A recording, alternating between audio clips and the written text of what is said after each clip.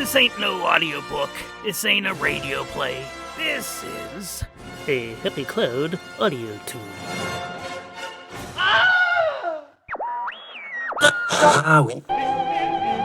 A man getting bit by an alligator and he screams. Okay, quiet. Ow! No, not an owl. The first one you did up here was much better.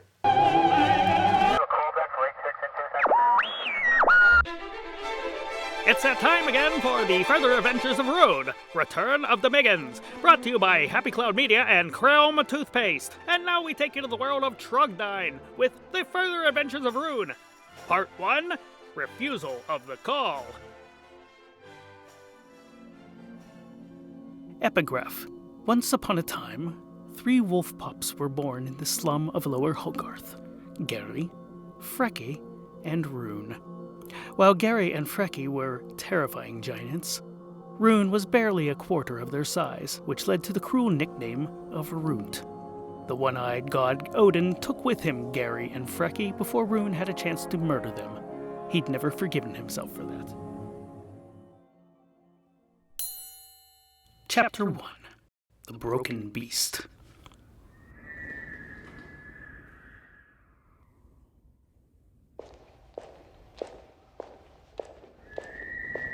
An icy wind blew through the city of Illmet, chasing a shadow in the night. As the figure made its way, the wicked weather slashed at shuttered windows, rattling the sleepers within. Sharp as straight pins, it howled over the steep edge of Buildingstrom Hill, then wound its way down the steep and narrow roads of Tumbledown, and down and down and down until reaching the base of the mound. Then wham! The hooded traveler kicked open the door of the Broken Beast Tavern, thin tendrils of sleet swooshing past him. Conversations hushed, and all eyes turned toward the figure in the doorway, impressively posed in the moonlight silhouette.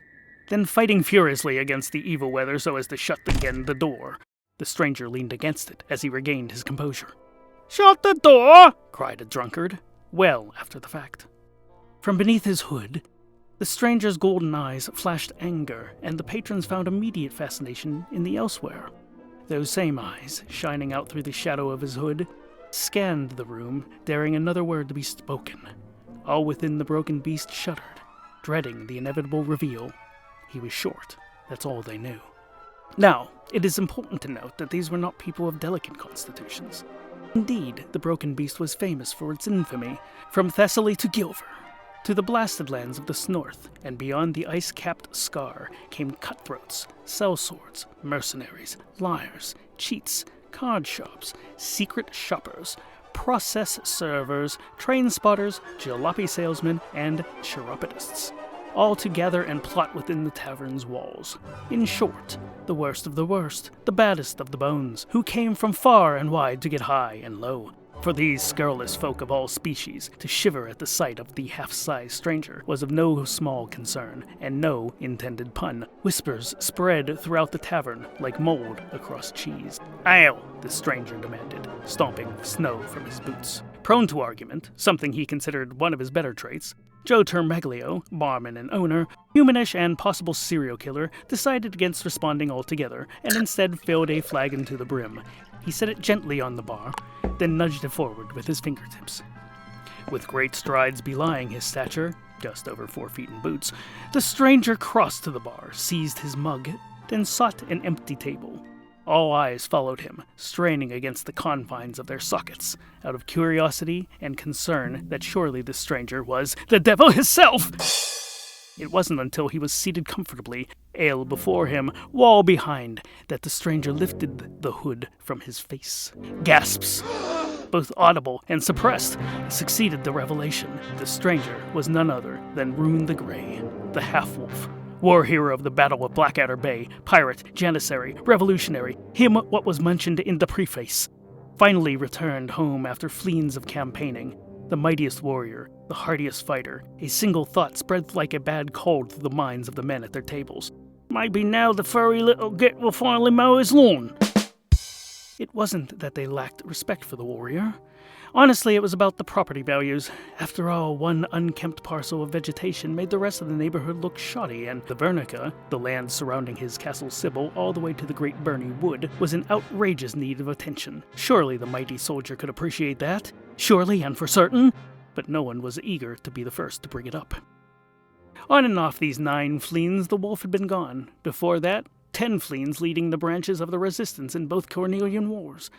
A fierce strategist who'd stood upon mounds of corpses, both enemies and his own soldiers, sword raised in victory once the mad King Marinic finally, well, everyone knew the story. Blah blah, oppression, blah blah, replacement king went just as nuts with twice the brutality, blah blah, yakety schmackety, blah bitty blah. New ruler eliminated the monarchy, only to replace it with an autocratic presidency, blah. And that was politics for you. For his efforts, now president for life Lassiter Pleiades rewarded RUNE the Grey handsomely with his own lands in Roval, in the nicest part of town, where the only neighbors were the elderly and rarely threw raucous parties. Finally, the career fighter could retire in peace in the aforementioned Castle Cybill, except for the dry rot destroying the west-wing staircase. Oh, and the mold creeping through 3 of the 5 dungeons. All of the weatherproof glazing around all of the rosette windows needed replacing. That cost a pretty penny, and they'd had to use Stark insulation. Winter is coming, better call Stark. Then there were the bloody property taxes, holdover from Cygnus's rule meant to expire if the bloody bastard president for life hadn't renewed them. But that's government for you. So with the glazing, the rot, the mold, the damp autumns, plus the pH balance of the moat was way too high for anyone's liking, plus salaries for the contracted staff, RUNE's retirement went into an inexorable hold. And did we mention the blurking taxes? Thanks to all of that, he was forced to advertise as a sellsword, something he considered to be a major step backwards, career-wise. But what other work was there for a warrior and a tactician? He lacked typing skills and had no temperament for middle management. Selling real estate in this economy? Ridiculous to even consider. So mercenary it would have to be. Though always grey, the wolf's fur was now shot through with shocks of white. The top of his left ear drooped over a pair of gold hoops. A chunk was missing from his right ear, and his muzzle bore many scars. Several personages noticed that the tip of his once glorious tail was missing, but none would be impolite or foolish enough to observe this out loud. One thing that age had not erased. RUNE the Grey had resting murder face. The head of his ale had barely dissipated when 2 additional hooded travelers invaded his solitude. RUNE sighed. It sounded exactly like a vicious, blood-curdling snarl. What? I just sat down. A vicious scar surrounded by a face leered down at the mighty wolf. So, said the twisted mouth belonging to the face, I see your back. No, you see my front, RUNE replied, and I'll thank you to keep your eyes to yourself. A berserker's rage began to creep through Mundagrin the Cruel, for that was the scar-bearer's name, manifesting as a crimson flush easily mistaken for a bad rash. Red spread from beneath the faux-furred collar of his genuine rubber mackintosh, smeared across his cheeks. Blood shot his eyes, angried up his ears, then disappeared beneath the rim of his spiked German helmet. Hard fought and blood spilt, but eventually won an auction. Besides Mundagrin the Cruel, humanish and pinkish, was his companion and bootblack, Spinrod McMulch, also humanish, presumably. The 2 had been inseparable since discovering they shared a barber. The 3 remaining fingers on Spinrod's left hand stroked the pommel of his sword, trembling in an anticipation of finally using it after fleens of it dangling from his belt. It wasn't that Spinrad lacked the bloodlust of his compatriot, only the reflexes to draw first. Normally, before Spinrod could even react, any who dare besmirch Mundagrin were already lying in small, quivering heaps, diced for their temerity, for that was the might of Mundagrin's temper. What was left of Mundagrin's upper lip curled into a snarl, revealing 9 sharp teeth spaced at varying intervals. Do you know me not, RUNE the Grey? Another heavy sigh escaped the wolf. I know you, Mundagrin, he said. Mundagrin the Cruel, Mundagrin the antagonist. Mundagrin the Rotarian, said Spinrod, the interrupter. Yeah, said RUNE. What is it with you guys and all the titles? Why do I never casually run into somebody called Octavius the Reasonable? Enough, roared Mundagrin the Short-Tempered. I know well of your word games. I shall not be swayed. What swayed? That's obviously canvas, RUNE said, indicating the man's trousers. His wardrobe was a line that Mondegreen would not see crossed, having had his eyes medically straightened in the Navy. "Have at you, morph scum!" And with that, Mondegreen reared back and drew his longsword. Spinrod fumbled with his shorter blade, but only managed to cut his thumb. For his part, Rune was unruffled. As Mondegreen leaned forward to compensate for the weight of his mighty steel, Rune's right paw shot forward and 2 fingers went into Mondegreen's nostrils, and he hurled the man overhand across the room.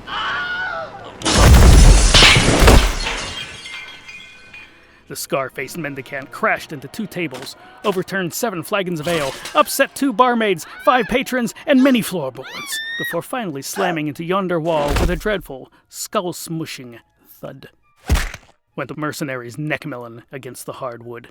Without acknowledging his presence, Rune wiped his paw on Spinrod's tunic. Spinrod stood mouth agape, terrified beyond rational thought.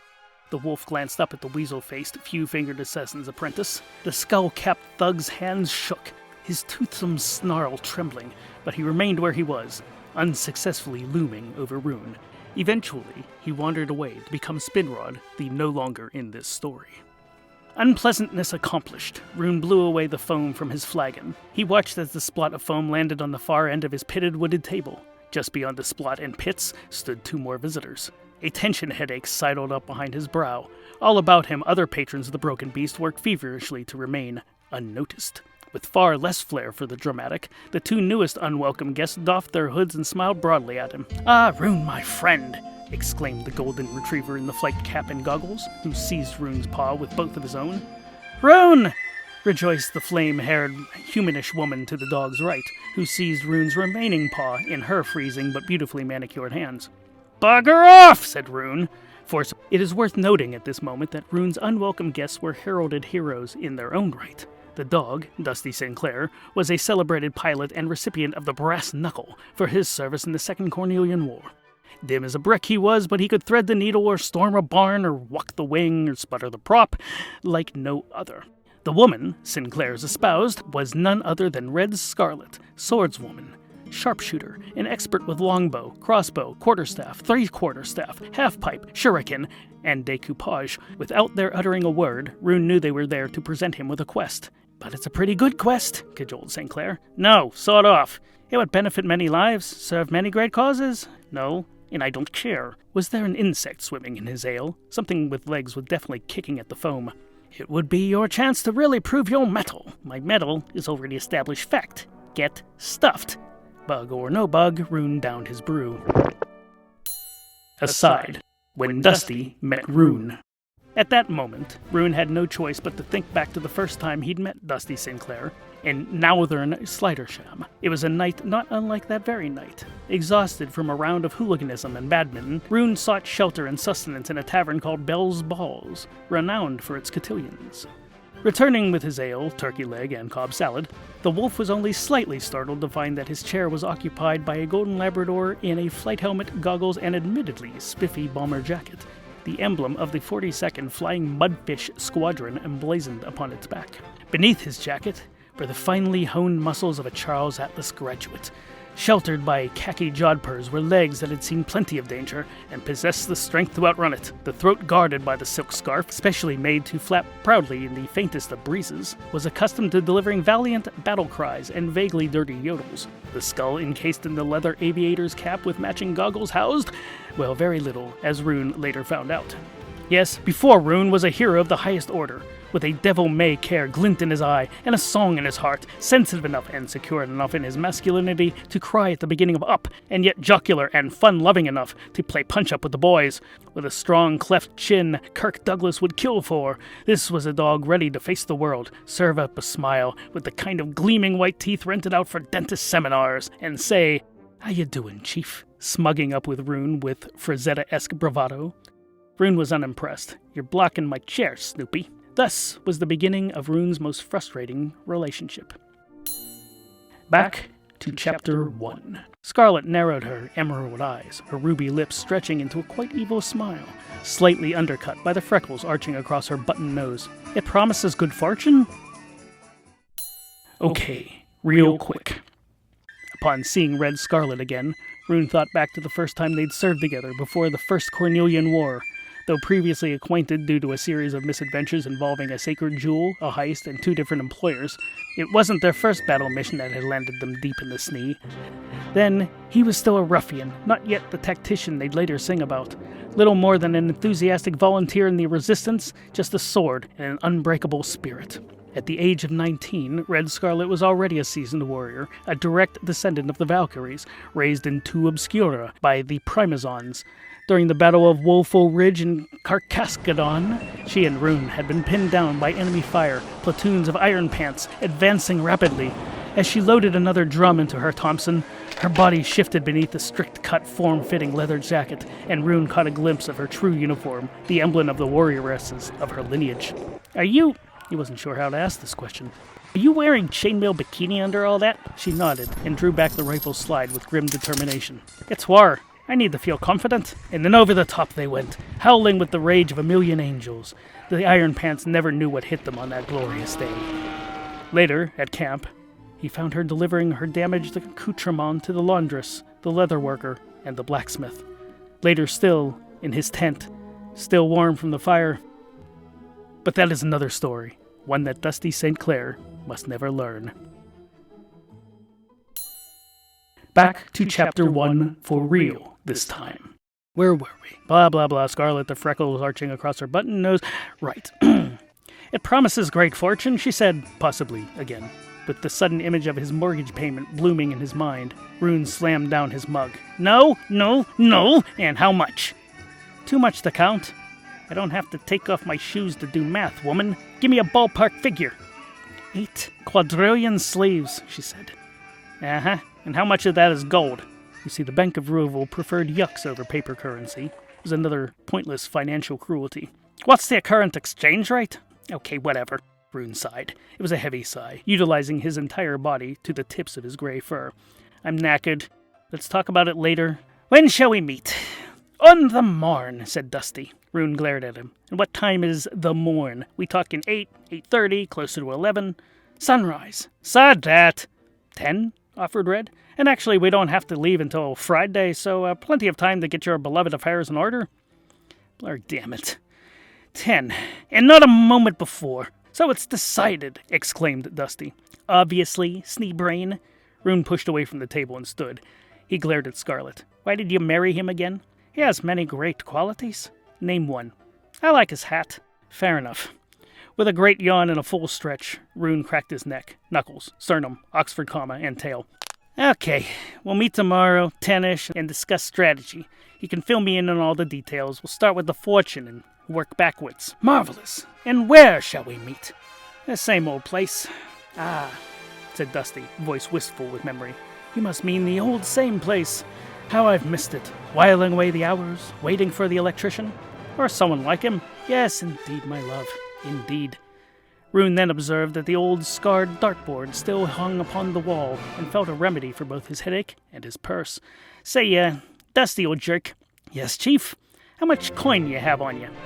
I have a couple of yucks, why? Rune strode to the board and withdrew the 6 darts with one yank. Fancy a game? As if someone had yelled, BOMB! Every man-jack patron of the Broken Beast dove for cover beneath the tables, some even abandoning their drinks in favor of survival. For it was known throughout the land, whispered in hushed and fearful tones. Rune the Grey, hero of Slidersham, the terror of Trogdine, was the greatest darts player in all of known history. Before the night was over, Dusty had managed but a score of 16. On Rune's final return, 3 darts, each one stuck into the fletched end of the other, protruding from the exact bullseye center of the board. A triple bullseye. Surely, this was one for the books. And with that, Rune pocketed all of Dusty's fun money. Fortunately for his marriage, Dusty and Red kept separate finances. Chapter 2. Castle Cybill. As dawn broke over the horizon, Castle Cybill, home to Rune the Grey, awoke in a very foul mood. Its proud, sand-colored masonry turned dark as a storm-tossed sky. Miffed and miserable, and convinced nobody loved it for what it really was deep down inside, the castle was alerted to the presence of a milkman outside its walls. With great malevolence and imagined indignation, Castle Cybill rapidly raised and lowered its drawbridge.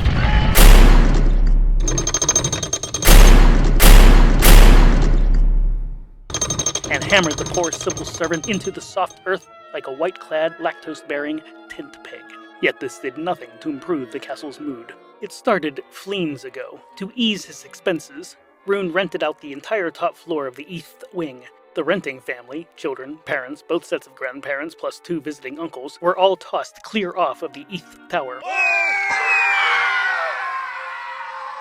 At the time, he'd believed the culprit to be the ghost of the castle's previous inhabitants. As it turns out, there were no ghosts, but that was of little comfort to the mourning extended family. The castle, bequeathed to him, suffered from schizophrenia and severe depression. Its rich brown stones went gray and foreboding without a scintilla, chinchilla, or schmooze breath of advanced warning. Just all of a sudden, chairs would whiz about, carpets would be yanked viciously, chandeliers swung, hard-to-reach bulbs exploded. All of the smoke alarms would go off at once. But ask it what's wrong, and you get the otherworldly moaning, "Nothing." RUNE sent one of his innumerable and expensive servants to apologize and excavate the poor milkman. He'd have to be paid off, of course. Likely an operation would be necessary to restore him to his previous height. RUNE sighed. Money, money, money. Making a valiant attempt to eat his breakfast and read his morning paper without further raising his home's ire, RUNE instead endured a list of desperately needed improvements orated by his butler, Greaves. Greaves held advanced degrees in both real estate and butlering, so RUNE was obliged to listen to the man's counsel, even though the toast was burnt and the eggs were really runny. Footnote. Like all of RUNE's countless servants, Greaves had come with the property. Castle Cybill had been previously owned by a renowned layabout of lesser nobility by the name of Rooster. Greaves and Rooster had together many an adventure, but, like a hot water bottle pierced in jest by a needle on a stick, their partnership was punctured by the end of the Second Cornelian War and Rooster's inexcusable support of a lamppost for president. There was a distinct possibility that Rooster still dwelled within Castle Cybill, somewhere. He had no head for directions and likely never found his way out. That was Greaves' story, anyway. There's still the matter of these sconces in the northern hallway, my lord. What about them? Well, they've fallen off. I've had the staff store them in one of the unused observatories until a proper sconcer can be found. Didn't I hire a sconcer last fleen? You did, sir. What happened to him? We believe that the castle walled him up within itself. Mrs. Mirkwood insists she can hear plaintive cries of, "Hello," and "I'm in here, somebody," somewhat near the owlery. I have an owlery? Yes, sir. All pre-Cornelian War castles possess an owlery. There any owls in it? Wouldn't be much of an owlery without owls, my lord. So we have 2 owls, my lord. Rudy Schwartzmulder and Snowy. Snowy? Yes, my lord. Weird name for an owl. You'll get no argument from me, sir. What else? We've encountered a problem with regards to the relocation of the first floor chandeliers, which is impossible. Turns out they're load-bearing chandeliers. RUNE opened his mouth to say something, thought better of it, and wearily waved for Greaves to continue. The observation tower has developed altitude moss. Makes the parapets slippery. Could leave you open to litigation should anyone slip and fall to their deaths. Rope it off until we can demoss it. Don't we have a demosser on staff? Oh, we did, sir, but he came down with a terrible affliction. Mold lung, fungal pancreas. Sent a ham to his widow. He's not quite dead yet, sir, though he is allergic to ham. 2 squabs in. What else? Does sir remember the water closet in this northeastern wing? Vaguely. Do you recall where it is exactly? Not offhand, no. Pity. We shall continue to look for it. Very good. If you find it before I return, I'll make it a point to use it more. Shall sir be questing again? Yes, sadly, dear Greaves. Castles don't pay for their own depression medications. No, sir, indeed. Not in this economy, anyway. With a sigh born of all the world's burdens, RUNE speared a bit of breakfast on his fork and delivered it to his maw, and then instantly regretted it. Blur, damn! What's wrong with this? I want to say food? It was now apparently Greaves' turn to sigh. It's a long story, sir. I expected nothing less. It would seem that Billings, your chef, has been buying goods from a man known for disreputable produce. Sure. Stolen, my lord.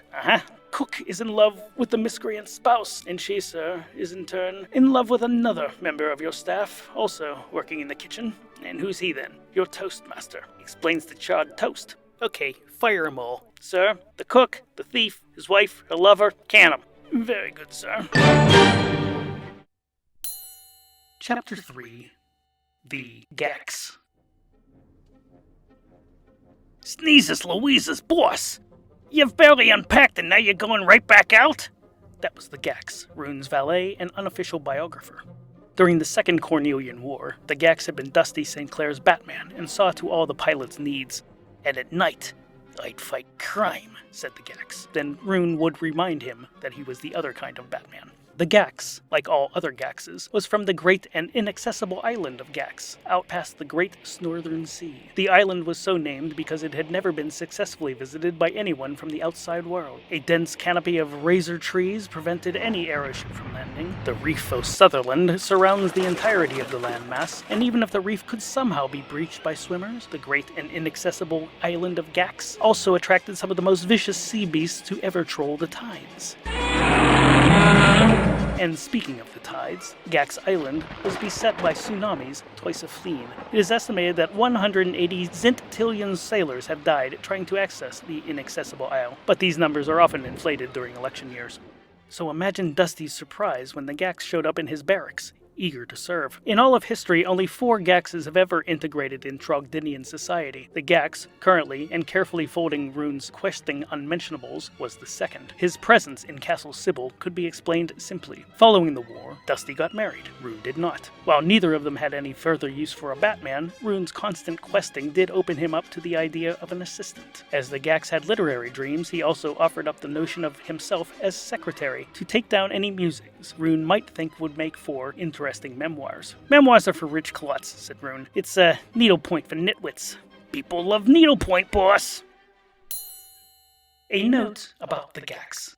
Like all Gaxes, the Gax stood roughly 3 feet tall on a pair of stumpy, powerful legs, on feet equipped with thumbs, operating also as hands. The entirety of its body was hair. Like all Gaxes, it looked like a 3-foot diametrical, enormously fluffy coconut on legs. Its only other features beyond its massive hair were 2 enormous brown eyes and its wide, vast, terrifyingly sharp tooth-lined mouth, bookended by tusks at either corner. A wide and terrible mouth that rarely stopped talking. What's this, your dress tunic? He held up a bolt of muddy cloth. Rune shrugged. Laundry, said the Gax, tossing the cloak into a growing and stinking pile. So my question is, when do you take time for yourself? The Gax's voice was that of a tumble-down cabbie vomiting down a drain pipe. Let me Gax you a question, boss. With that, the Gax ignored him, pointed at him with a single claw. When's your Rune time? When I'm dead, said Rune. He was searching for his favorite sword. The last time he saw it, it was under the bed. Can't take that attitude, boss. It's unhealthy. He held up a weapon-shaped object. What's this? Oh, that's Chekhov's gun. Stick it above the fireplace and forget about it. Dutifully, the Gax did so. My point, boss, is you just got back from the blasted lands, fighting all manner of Harryhausens, the Cyclops, the Id Creature, Mel. They both shuddered, remembering Mel.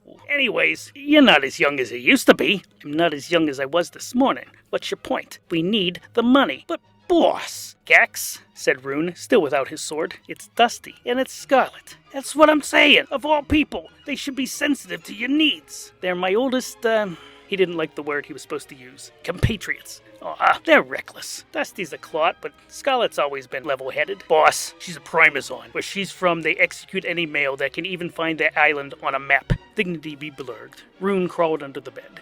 He shoved aside boxes and dust buddies the size of said boxes. He considered using the Gax as a cleaning fluff, but then remembered his teeth. Are you saying she can't be trusted? I'm not saying that. It's because she married Dusty.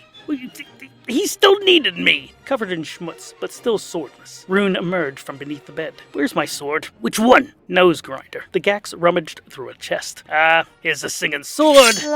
Here's the screaming hammer. The yodeling codpiece. It wouldn't be in there anyway. The Gax emerged. He shut the lid. Well, heck. Language. Blurging snee on an F. Better. Hey, is this the horn of Gonad? Yeah. Don't blow it. We'll be up to our ears in dime a dozen rangers. And we don't have the seating. Gotcha, boss. Chapter 4. The Weird Sisters.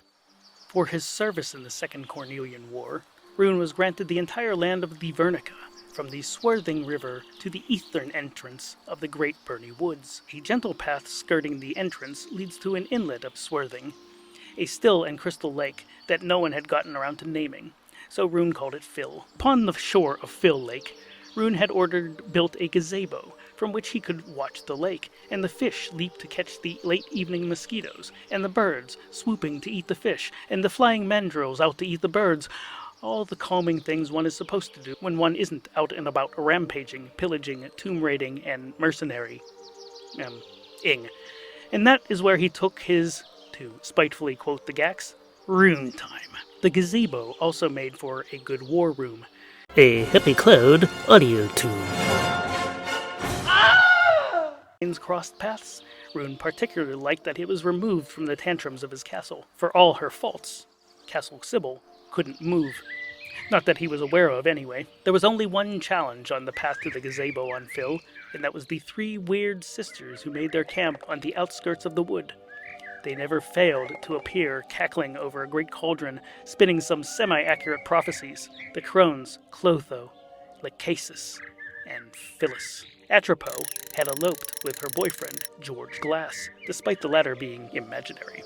Today, they were spooling threads and snipping at intervals. Bob Gordon Hawksford Thessaly, said Clotho, holding a spool while Lachesis drew the thread. Hit by a bus after the St. Vitus Day dance. She snipped the thread.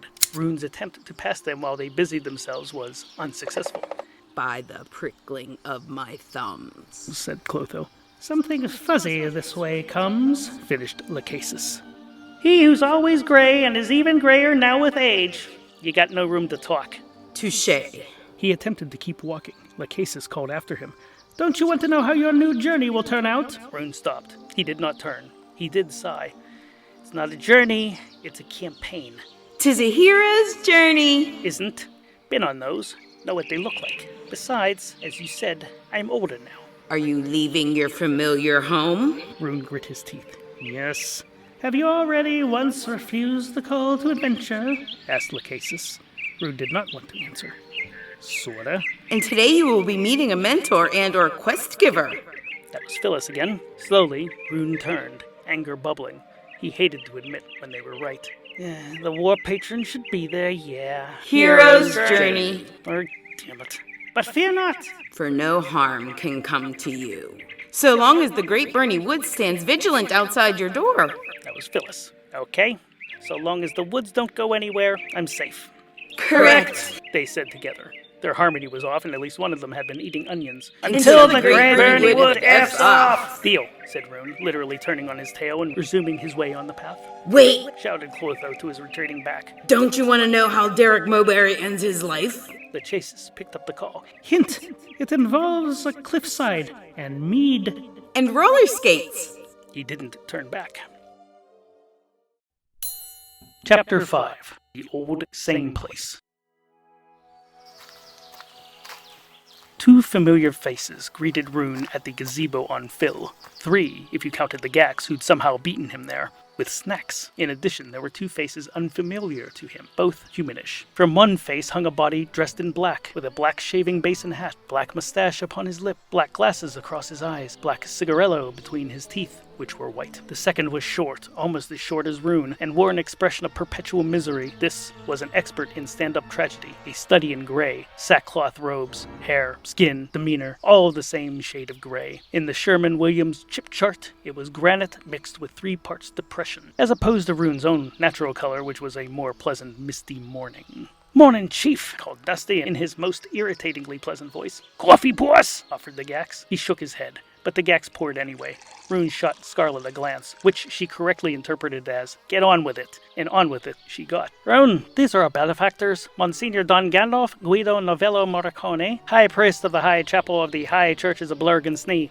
"Yeah, we're thinking about, changing the name," said Monsignor Don Gandalf, Guido Novello Morricone, the tall one in black. "And, you can call me Father Don, it'll take a less time." "Snee and Blurg," said Rune. It really wasn't a question, but Father Don treated it like one anyway. He said, it's no secret that the two are pretty close in the, ideology. The whole holy books say pretty much the same thing, only the ad infinitum sounds like it was written on a bus. One passage goes on and on about the proper way to ensure spiritual health.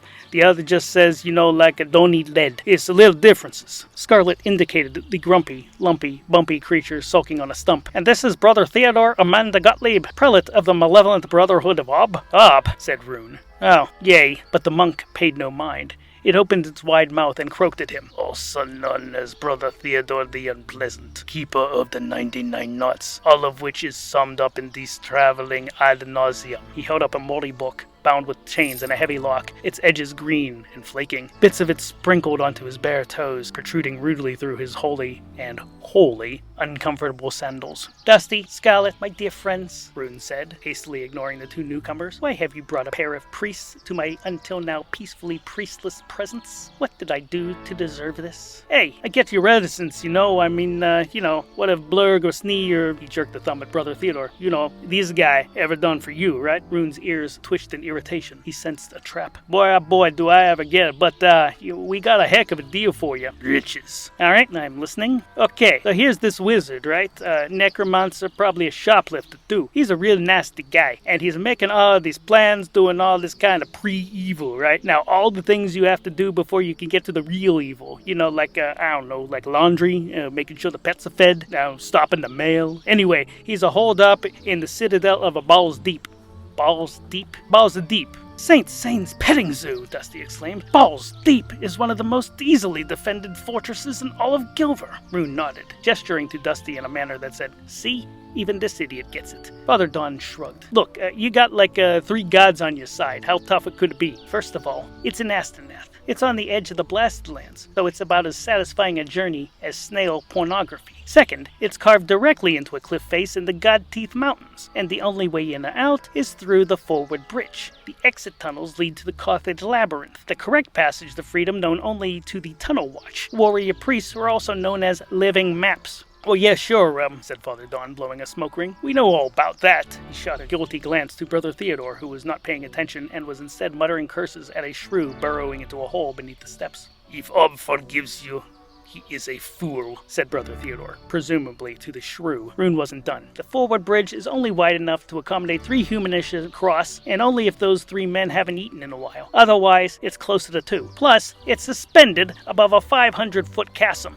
Well, yeah, sure, there's some drawbacks. It's 200 feet from one end of the bridge to the other, and the entry gates are another 200 clicks high. The doors themselves are 8 feet thick, and the doorbell has been broken for at least a century. And if any one of us can get in, it's you, Chief. I have no doubt. Rune looked at Scarlet. She shrugged. Rune shook his head. You married him. She gave Dusty's paw a squeeze. The mission is doomed. When I die, I want you to replace my head with a bunch of broccoli. Broccoli, said Rune. It's the artist in me, said Brother Theodore. And he really said that too. Yeah, don't get him started. Again, Rune sighed. He shoved the Gax over and sat down on his favorite spot on his favorite bench. The Gax handed him a cup of coffee. Rune sipped at it, watched a gull swoop down and swallow a frog that had been flipping it off all morning. Anyway, say we can cross the bridge and breach the walls and leave a message, whatever. Balls Deep has an army of 3,000 warriors. I'm counting 6 of us, assuming you 2 holy guys are coming along. Of course we're coming. You need the spiritual guidance the whole way. I never have before. Okay, well, we're the ones paying. Yeah, fair enough. Anyway, that's where you come in. The raising the army part, we can get our parishioners to do all kinds of crazy things. You ever see the sit-stand-kneel routine that we got them going? It's hilarious. Someday I want to see if they'll all balance balls on the noses. Anyway, getting them to fight a war, though, that's a little trickier than getting their pocket money every weekend. It's he's asking a lot. Rune finished his coffee. This is a pretty big mission for the church. You have enough dosh to raise a big enough army to do this? Well... said Father Dawn, who didn't finish. No, said Brother Theodore, quick to dampen any and all spirits. But their benefactor does, said Scarlet. Lord Morphin, said Dusty unhelpfully. Please, sire, Mr. the Grey, think of the poor oppressed people in the Balls Deep, suffering from the wrath of this, necromancer, whatever. What's his name? Whose name? The necromancer, the guy we have to stop from doing all the evil. Oh, I forget. Maybe Al something? I'm out. Grimfoil, said Brother Theodore, his voice like a drain unclogging. Grimfoil, said Rune in his second exclamation of the morning. Okay, I'm back in. Grimfoil. I hate that son of a blurg. Rune and Grimfoil had never met officially, but Grimfoil had been part of the Zeit conspiracy, a cadre of wizards and alchemists that had tried to take down the entire planet not once, but twice. Both Cornelian Wars were casually referred to as the Wizard Wars, as well as the Merlin Troubles and the Gandalf Catastrophes. Trogdine was still trying to recover from the second, though it had ended many fleens ago. Rune, Dusty, Scarlet, the Gax, they'd all fought in the resistance against the wizardy forces that were also running a shadow government, influencing the young and malleable Prince Cygnus. In the end, once the prince was killed and President for Life Lassiter played Pleiades was installed, wizards of all stripes, from Gandalfs to Merlins to Pens and Tellers, were required to register with the newly formed Sorcerers Guild, or else surrender the right to power. Neighboring city-states throughout Gilver were required to sign the Lassiter Compacts and monitor their inter-border magical activity. Unionized wizards were put to work in alchemy labs to produce new benefits for the citizens around the world. The Illuminati, for example, previously a secret society of magicians seeking to rule through subterfuge, were now the primary purveyors of Nicola juice for every major metropolitan area in Gilver and Thessaly, turning base metals into luxurious light, soft, but still easy to read by. Grimfoil was among those who had turned tail and fled into the Blasted Lands, taking their foul secrets with them. Throughout the war, Rune had heard the name connected with massacres, miseries, tax increases, newspaper cancellations, carriage recalls. Grimfoil the ruthless, Grimfoil the unimpressive and untidy. To take down a wizard war criminal would bring Rune's soul great peace, but if you suggested that to his face, he'd hit you. Alright, Padres 1 and 2, give me a day or so to think it over. There's a bonus in it if you assign right now. How big a bonus? Chapter 6, Baba Yaga's Chicken and Chips. There's a bonus in it if you assign right now. How big a bonus? The bonus wasn't that impressive. Not sure I understand the tactic in delaying, Chief, said Dusty. He speared a bit of chicken on the tines of his fork and made for his open mouth, but the restaurant lurched sideways quite unexpectedly, and the greasy morsel wound up in his left ear. Always make 'em wait, said Rune, grasping his chips for dear life. If they're still around tomorrow, we'll know they're serious. Baba Yaga's Chicken and Chips was Rune's favorite restaurant. The food was massively unhealthy and thus most delicious. Everything was fried, including the coffee. The interior was designed in the neoclassic rustic third world hut style, with walls of rough-hewn wood, roofs of gathered thatch. The booths, of course, were vinyl. The crone, Baba Yaga's blood-curdling mascot, was prominent on the menus, and a happy life-size cutout of her near the register, gnarled hands with long nails, fingers beckoning to the young ones to try a kid's menu. As consumer or entree, the crone was unclear. The building lurched again, to the right this time.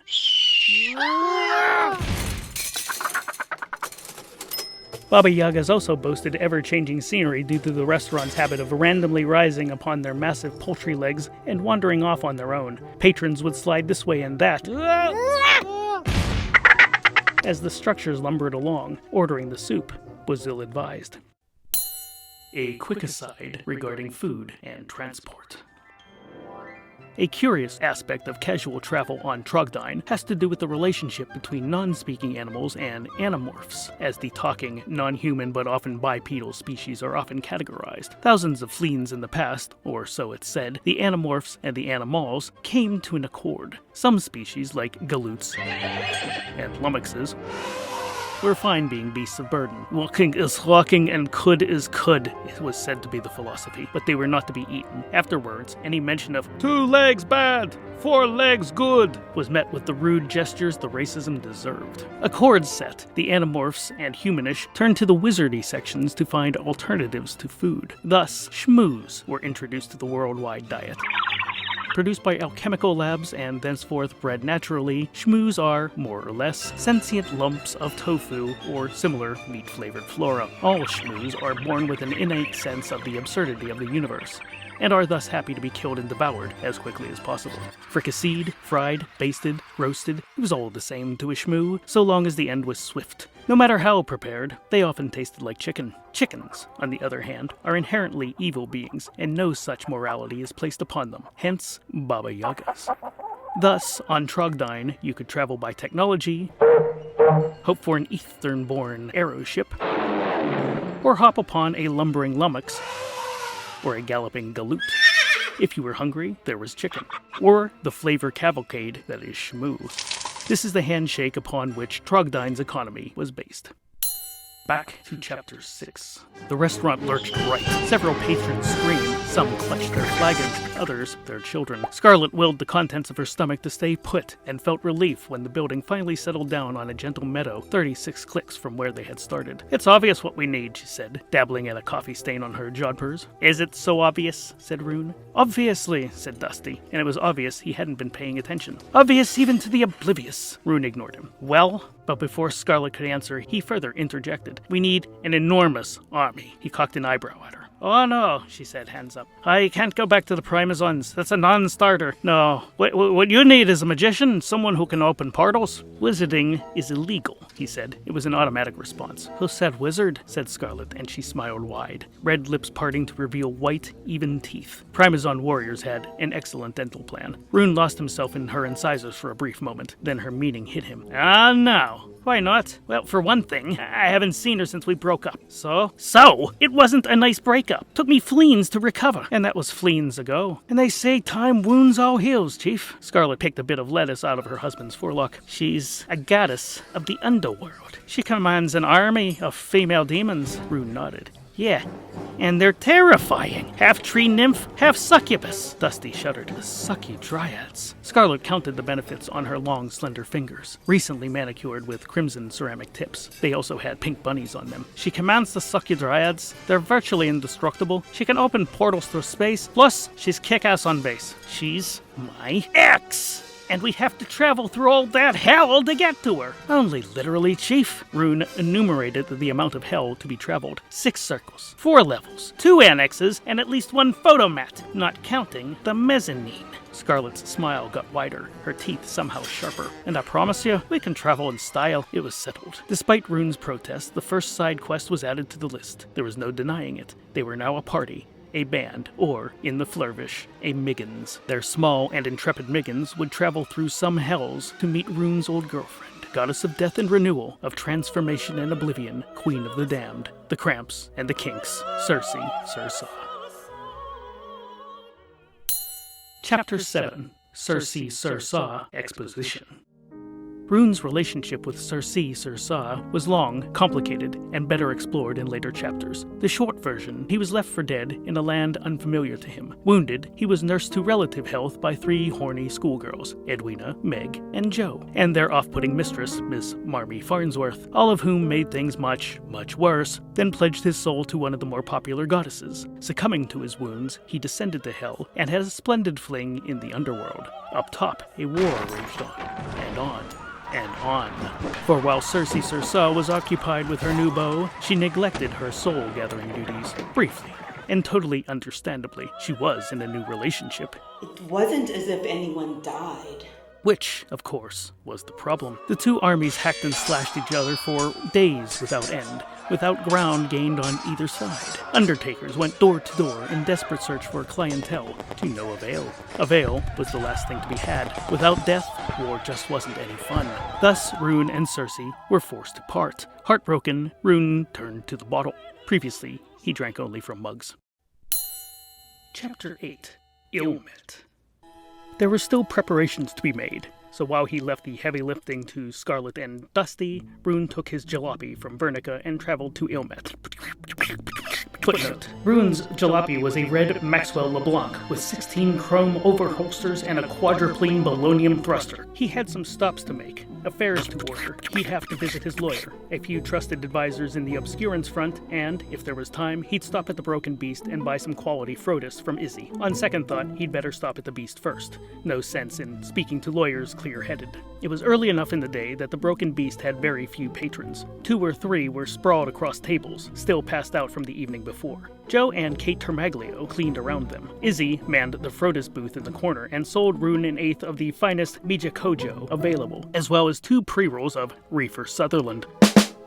The bandstand was empty. The classical fiasco would be playing later that night. Selections from You're a Good Man, Augustus McGillicuddy, from the play by Bill Reardon. Rune was sorry to miss it. The Broken Beast was in Lower Hogarth, a former slum enjoying some revitalization of late. Rune had been born in some stables around back on Wishman Avenue. Lower Hogarth, whether he would admit it or not, would always be his home. His lawyer, a sharp-toothed dragon on 2 legs named Charlatan Chagrin, kept his offices on Illmet proper, upon the upper plateau of Buildingstrom Hill. Hill was a misnomer, as Buildingstrom was nearly a 1,000-click vertical climb. To reach Illmet from Lower Hogarth, one either took the treacherous staircase known as the Ascent. Its opposite on the east end was known as the Descent, and for opposite reasons. Or you hired a balloon basket. Along the way up, you passed the residential area known as Tumbledown, with the homes carved into the cliffside or even lashed to the mountain with great coiled ropes. Illmet, on the upper plateau, was overlooked by the ruby tower of High Dudgeon, dwelling of the sect of witches known as the Gesseretti, a squat, uneven block building topped with the rising tower, making most think of a fist giving the rest of Roval a middle finger salute, which was only obscene in Flirvish-speaking regions, so just about everywhere. Footnote: the primary language of Gilver is Flirvish. In Thessaly, it is Mariquan. Other languages are Okrand, Old and Modern, and Scooberish. RUNE had lived in High Dudgeon in his early fleens, and quickly grew aware of his part in a secret plot to overrule the government, to install him as a puppet monarch, to do the Gesseretti's bidding. For so much of his life, he'd only known deceit disguised as for his own good. They were a weird bunch, those witches, led by a singular wizened crone named Berni. Together they were Berni and the Gesserets, and he was grateful to be free of them, but High Dudgeon cast a long shadow. On its own, Illmet was a bustling metropolis of merchants, traders, and skulldugerists, all forming what was commonly known as the Kish Market. A cacophony of both colorful tents and permanent structures, aromas and stenches, hawkers hawking their hawks, anything could be had at the Kish Market. Lawyers' Row was on the northern edge, which provided a convenient leap for clients receiving their bills. Charlatan Chagrin was a named partner in the firm of Templeton, Pendleton, Charlatan, and Peck. Charlatan was the only dragon. The other partners were serpents of other varieties. The profession required a certain coldness of the blood, not to mention unhingeable jaws and a propensity for lurking in wagon ruts, all the better to chase ambulances undetected. As far as dragons went, Charlatan Chagrin was unimpressive on first impression, and he liked it that way. He favored silk suits in the loudest colors, especially oranges and tans, anything that contrasted with his natural emerald hue. Once upon a time, Charlatan Chagrin had a full head of glorious viridian hair. His toupee did its best to replicate what once was natural. From that hairpiece hung an oblong head, a scaly mutant watermelon, bisected lengthwise, exposing rows of long, sharp, pearlite teeth. When he smiled, all 187 of the slender daggers gleamed, even in the dark, and Charlatan smiled all the time. Like all other dragons, his main obsession was growing a hoard, even at, or rather especially at, the immodest expense of his clients. Unlike most dragons, he stood at a mere 5'7", a stature he claimed made his modest hoard of gold seem all the grander. His legal slogan changed frequently. Currently it was, "Had poison marzipan? Better call Charlatan!" The forced rhyme somehow made it all the more memorable. His offices were ostentatious, even by dragon standards. His desk, for instance, had been crafted from a Volcaire longboat. You would have to hire a carriage to get from one end of his desk to the other by lunchtime, provided you started at breakfast. The entirety of the wall behind his desk was plastered with a collage of the patriotic symbols of Roville, the noble griffin, the virtuous unicorn, the obligatory hip flask, the ostentatious pipe organ, the celebrated kazoo. Swords, shields, olive branches, kittens, severed heads of historical enemies, and other illuminata filled the border. "Great news!" Charlatan said, springing from behind his desk and racing to greet RUNE at the door. It only took a couple of minutes to cross the cavernous office. "I'm broke," said RUNE. It wasn't a question so much as an anticipation of the verdict. "Better than that," said Charlatan, producing a sheaf of documents seemingly from thin air. "I've been looking over the contracts the Church of B&S sent over, and it's a pretty good deal, so long as I survive the campaign. There you go again, always looking at the downside. You wake up in the morning and the great Berni Wood was still there?" "Yes," said RUNE. The only way the dragon could have known about that prophecy is if he'd bribed the three sisters, which he likely did, but would lie about. Thus, it would be pointless to confront him. "So there you go, safe as houses." "Whose houses?" "Brick ones," said Charlatan, showing almost all of his teeth in his lecherous smile. "Wolf-proof ones." "Racist. So what are they offering?" "Providing the economy holds, you're looking at netting somewhere in the neighborhood of 80 million sleeves. That is a nice neighborhood. Now, some of it is contingent on looting the necromancer stores and savaging balls deep for your own purposes. I thought we were liberating a community." "Semantics. What's the upfront pay?" "Don't ask. Enough to get us there, at least? Provided you send their army ahead to wait for you." "Oi," RUNE sighed. "Oi, I thought I was raising an army from scratch." "Oh, that's more good news. The Church of B&S managed to scrounge up some suckers to form a battalion of spiritual warriors. Maybe 2,000 strong. Yes, you know the type. 2,000 idiots willing to die for invisible people. Folks love their gods, buddy." The wolf narrowed his eyes. "No redcaps. Perish the thought." Redcaps are notorious and dangerous zealots, a weaponized faction of the Contrarian political party, the chief antagonists of the Second Cornelian War. We get to them later. "So you recommend I sign?" "Already taken care of." RUNE sighed a third time. It was practically his hobby, and flopped into one of the lawyer's opulent red chairs, lined with gilt and pomp and circumstance and filigree. It was pointless to grumble, and he wouldn't have read the contracts anyway. It was the only reason to have a lawyer. A lawyer, it should be noted, who was positively petrified of him, but kept that terror on the inside, hidden safely away behind the greed. Anyway, I came to update my will. Again, buddy, enough with the pessimism. The great Berni Wood, the prophecy. You and I both know how prophecies get started, Rune said, tossing his feet up over one armrest and making sure his boots smudged the finish. Mead, dirty jokes, then a long game of spurg and whispers. Eventually, some gibberish winds up on a scroll that gets buried for 10,000 fleens, dug up by some narcissistic dope who then decides it's all about him. How many times did Scarlett and I get drunk during the second and plant dumb snee ourselves in some ruin or another? The cons! He threw his hands wide. How much of all of this, he gestured to the room, is thanks to some dumb prophecy or other? Fine, said Charlatan, gradually returning to his seat behind his desk. Who are you leaving what to? And I better find myself in there, bosom chum. At least to the tune of 10%. I can give you 75%, said Rune. Wonderful. Of my dagger. Should take it right to the hilt. Just getting a pen, sir. At the end of the session, Charlatan's mouth hung open, teeth displayed in naked disbelief. You're leaving it all to the staff? I didn't say all, now did I? Did you not get the 25 to be distributed to Dusty and Scarlett's families? I did, and I spelled everything correctly. It's about that last bit, where you leave the castle. The grounds, the woods, the lake, the gazebo, the wine stores, the lummox stables, your first-generation iCali box, and your shares in Palantir flicks. You leave it all in the hands of the Gax. The Gax will see that everything continues to run smoothly, and the staff will never want for anything. He doesn't even have hands, said Charlatan, still marveling at what he just transcribed, the words themselves still buzzing within his oral cavities. Your servants' quarters rival small towns, where the staff can live and call their homes forever. But you're basically leaving your macho into a giant ball of fur and teeth. Who better? Greaves doesn't want the additional responsibility, or he's afraid of the Gax, one of the two. Either is just as likely. Look, my main concern is the Gax's height. Mental stability. Rune shrugged. If sanity was a requirement for my staff, I'd be alone in a room accusing myself of madness. Well said, sir, said Charlatan, still appalled at the decision. He made a big display of disgust as he wrote in, shall be controlled in perpetuity by... just do it. The Gax! There, done. Against my sage counsel. I don't care about your spices, said Rune. Now I'm going to assume you have zero interest in accompanying us on this grand adventure. Sorry, senor, but I have a full workload. Clients, dockets, judges to woo, lawyers need to take care of. You know, the Gax is also my accountant, said Rune. He said that just to watch Charlatan's nausea turn him different colors. Naturally, Greaves would still handle the finances. It just wounds me deeply to be so overlooked, said Charlatan, closing the ledger as dramatically as possible. Do you have any idea how small my hoard is? Last I heard, it was the size of a studio apartment. Humiliating, said Charlatan. I know a dozen dragons my age sitting on hoards the size of 2 or 3 Squamish fields. Oh, for Lord's sake, what do you want? Suddenly alert and of a sunnier disposition, Charlatan sat bolt upright in his throne. You know the dome of St. Will's Cathedral in Holt? Yeah, it's about 100 clicks high. Tear it off, flip it over, fill that blurger to the brother blurgin rim. You're a credit to your depravity, Chagrin. As he turned to go, Rune heard the dragon say from behind him, and don't you worry,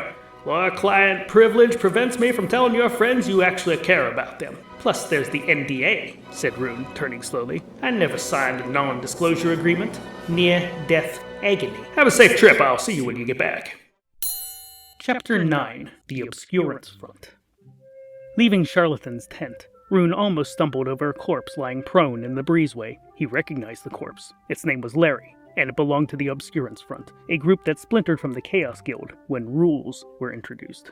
Larry was the front's calling card, or rather, the card they used to call you. Larry was naturally motionless, skin gray and mangled, bits of him missing. He used to have a left ear, Rune remembered. Hello, Larry, Rune said. The corpse didn't speak, but in response, its arm shot up, and in its shriveled fingers it held a bit of parchment. Rune took it, unfolded it, read it. It read, "Go away," which was Mr. O's way of asking to see him. "See ya, Larry," Rune said. The corpse lowered its arm. Sometime soon it would get up and wander back to the front. This wasn't necromancy specifically, more of a grotesque prank. The Obscurants saw little difference between comedy and assault. The Obscurants held their offices in a ramshackle building lashed to the side of one of the steeper faces of the hill in Tumbledown. Though secured to the cliffside, the building had a manner of leaning outwards, as if it too were gazing at the drop, drawn to the edge, willing to plummet for the experience points. One naturally took the descent to reach Tumbledown from Illmet, but Rune despised the steep road, as everyone did, and so reversed his way down the ascent, as everyone did. Shoving ascenders aside was safer since the governor ordered the guardrail installed, safer still once the guardrail was moved to the outside of the stairs. A sign hung above the lintel, written in Old Okrond, "Postman ring twice, and enter."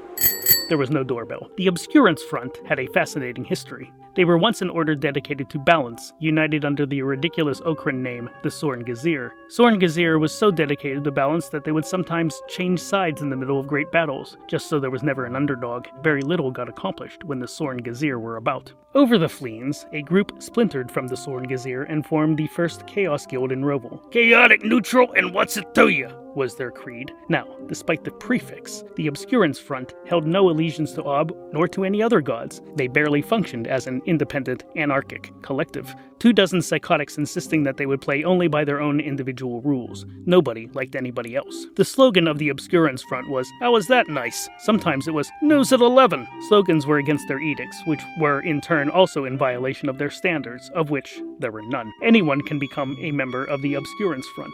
One first has to make contact with them by loudly announcing in any crowded area, "You couldn't get me to join the Obscurant's front if my wife depended on it," or something like that. "We're here! We're there! We're going home at 9!" would also suffice. Sometime between an hour and 6 fleens later, you would get a letter, delivered by Larry the Corpse, stating that your application to join the Obscurant's front had been rejected. "Please ignore this official letter and its insignia, and tell everyone about the secret handshake." If the mood strikes you, you can then take the ascent to their spot in Tumbledown, referred to by everyone but the Obscurants as the Hold. Kick in the door and announce, if you like, that you're there to kill everyone inside. Eventually, someone will offer you tea. If you accept it, you'll be tossed over the side of the hill. It is crucial that you bring your own tea. Famous members of the Obscurant's front who deny membership include a weapons manufacturer / saboteur named Flem, the anarchist theremin owner named Scooter McRae, raconteur and beeswaxer Cordwainer Sparrow, morphia addict and mugwump enthusiast Bill Lee the Kid, the competitively addled war correspondent Duke Raoul Gonzo the 11th, DDS, this one guy named Barry, the one and only professional trapezoid, forced to downsize to a triangle for tax purposes, and the aforementioned Mr. O, which is how it read on his business cards. The aforementioned Mr. O, chiropodist, do not call. Mr. O was so notoriously despised throughout Illmet, he once received a parcel of dynamite in the mail, but refused to pay the postage. Minutes later, the carrier was never seen again. Mad though they may be, or wanted you to think they may be, the Obscurant's front always paid well. Whether the job was to invade some ancient ruin some ancient invasion, rob a stagecoach, organize a jailbreak, or rip off 6 casinos simultaneously. In the past, they'd called Rune, and Rune had accepted. Their calls had never before been so straightforward. Despite his busy schedule, he was intrigued by the effrontery. The front-facing side of the Obscurant's building was framed in mid-century haunted mansion. Boarded up windows all graffitied with variations of the phrase, "Go away!" which included, "Get bent! Die in a fire!" and beats, Phoebe, ZG, hands up. The door was 4 inches thick and reinforced with steel beams, which made it unkick-inable. Rune entered through a hole in the wall. Footnote: there is a punk club in Dragonwyck, also called Phoebe ZG's. You can catch the classical fiasco there 2 or 3 times a fleen. This is likely unrelated. Inside was the main common room, a bomb site with reading lamps. Dilapidated furniture bleeding tufts of stuffing, stacks of books piled floor to ceiling, leaving the handsome built-in shelves virtually empty. When a Chaosian wants to not do something, there was no stopping them from not doing it. Scooter McRae was the only Obscurant visibly uncasa this morning, crouching in a dusty corner with his theremin, waving his arms, getting appropriate electronic whines, and then arguing with them. "No, try again," he said, to himself or the machine, it was unclear. It made another whine.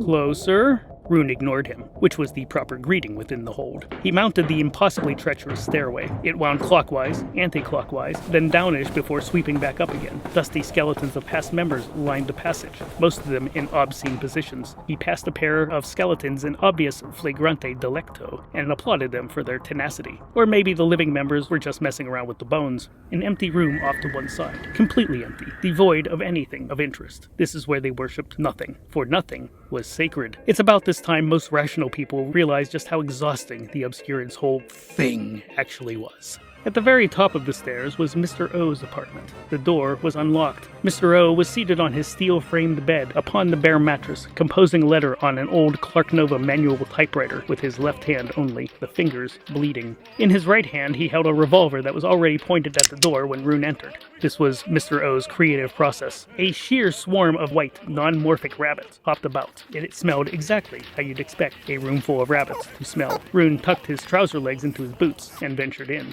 Mr. O was dictating to himself as he spoke. "You know what I'd like to do to you, lady? I'd like to take a harvest scythe and run it down your spine.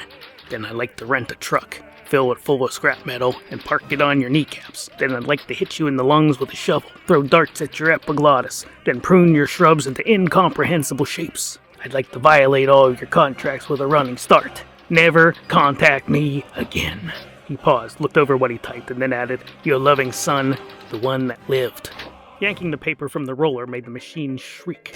Mr. O turned and acknowledged his visitor. "How's that sound? Like a ransom note?" "Yes, but does it say Happy Mother's Day?" "Not so you'd notice." Mr. O shrugged. "Fair enough." He tore the page into shreds, placed the shreds into an envelope, sealed the envelope by running it along the back end of one of the rabbits, then sailed the envelope out the window. Somewhere down below, a voice shouted, "Hey!" Mr. O wore dark glasses that obscured his eyes, which was fine by everyone. Mr. O's natural state was quiet rage, and his eyes spun in opposite directions. He was balding, but wore his hair long in the back, giving the impression that his hairline had gotten a good look at his face and retreated. He wore a scraggly goatee on his chin, but would have worn it on his ass if he thought it would piss people off. With the gun, he gestured for Rune to sit down. He liked all of his visitors to feel like hostages. There wasn't a chair to be had. "Word on the cliffside is you're going on another quest," said Mr. O. It wasn't a question. "It isn't a quest, it's a campaign," said Rune. Also not a question. "What's the difference?" asked Mr. O, which was a question. "Campaigns are funded up front," said Rune, answering the question. "And you're accepting funding from the Church of B&S.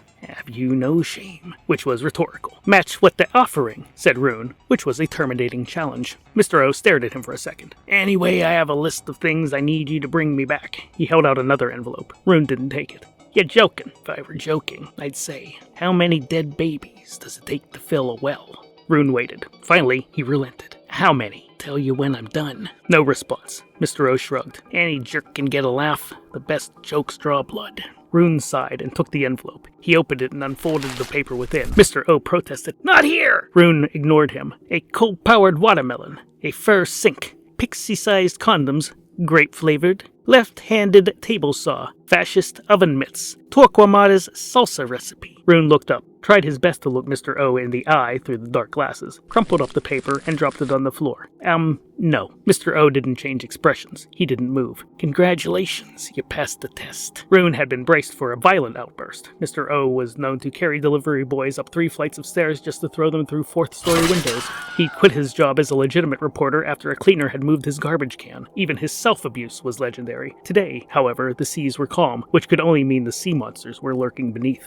"New meds?" asked Rune. "Trying for quiet menace. Admittedly, not as fun." "I can sympathize. Look, is there anything you actually need, or did you just drag me up here to see how long I'd stay? Shovelful of A, shovelful of B.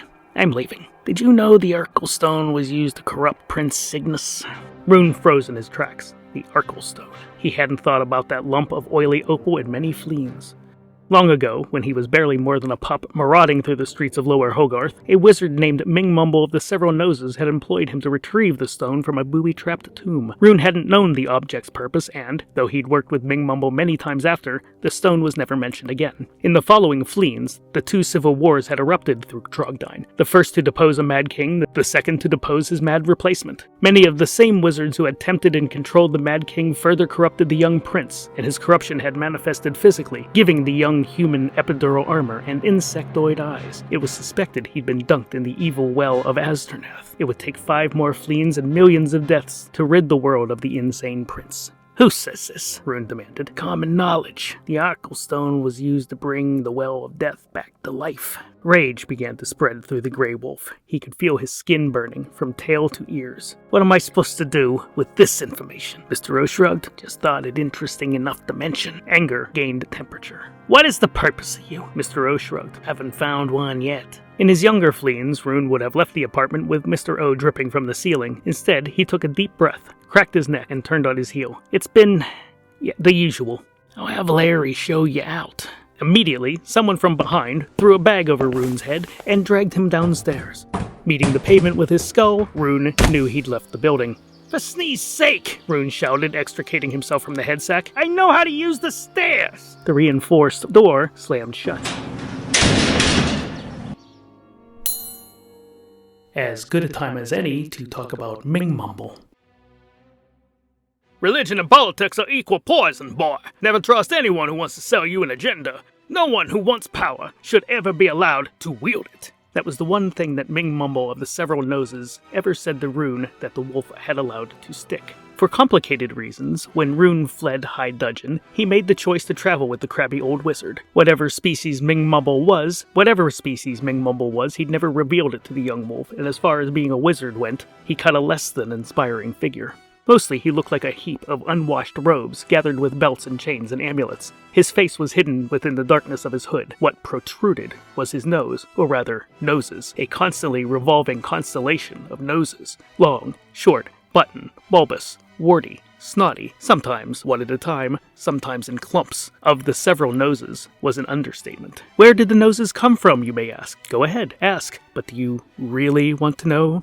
For the first few months on the road together, selling counterfeit monkey's paws up and down Wazahoozits, Rune had learned a great deal from Ming Mumble. Largely, he learned that his cynicism towards the rest of the world had been well-founded. People, Rune saw, no matter where they went, were desperate for easy answers to complicated questions, and they'd literally fall for any dumb snee handed to them so long as it was wrapped with a ribbon and given with a smile. And if you could somehow blame their enemies at the same time, you'd make a double sale. Growing up alone on the streets of Lower Hogarth, Rune had learned early what it took to survive. Thievery, robbery, skullduggery, scumfery, even mopery, whatever it took to get you to see another sunset. The one thing both the rich and the poor had in common, they could never get enough. But when you had absolutely nothing, the old ethical scale had a permanent coating of grease. Even that being the case, the young wolf found him constantly astonished by the gullibility of the average personage. It was as if they wanted to be robbed, just to have a story to tell at the pub after work. On the road, Ming Mumble worked the magic and Rune worked the crowd. With little more than a trunk of holding and a lot of exaggerated gestures, Ming Mumble got the chumps' attention while Rune got their purses. Sometimes they even sold one of the stupid paws.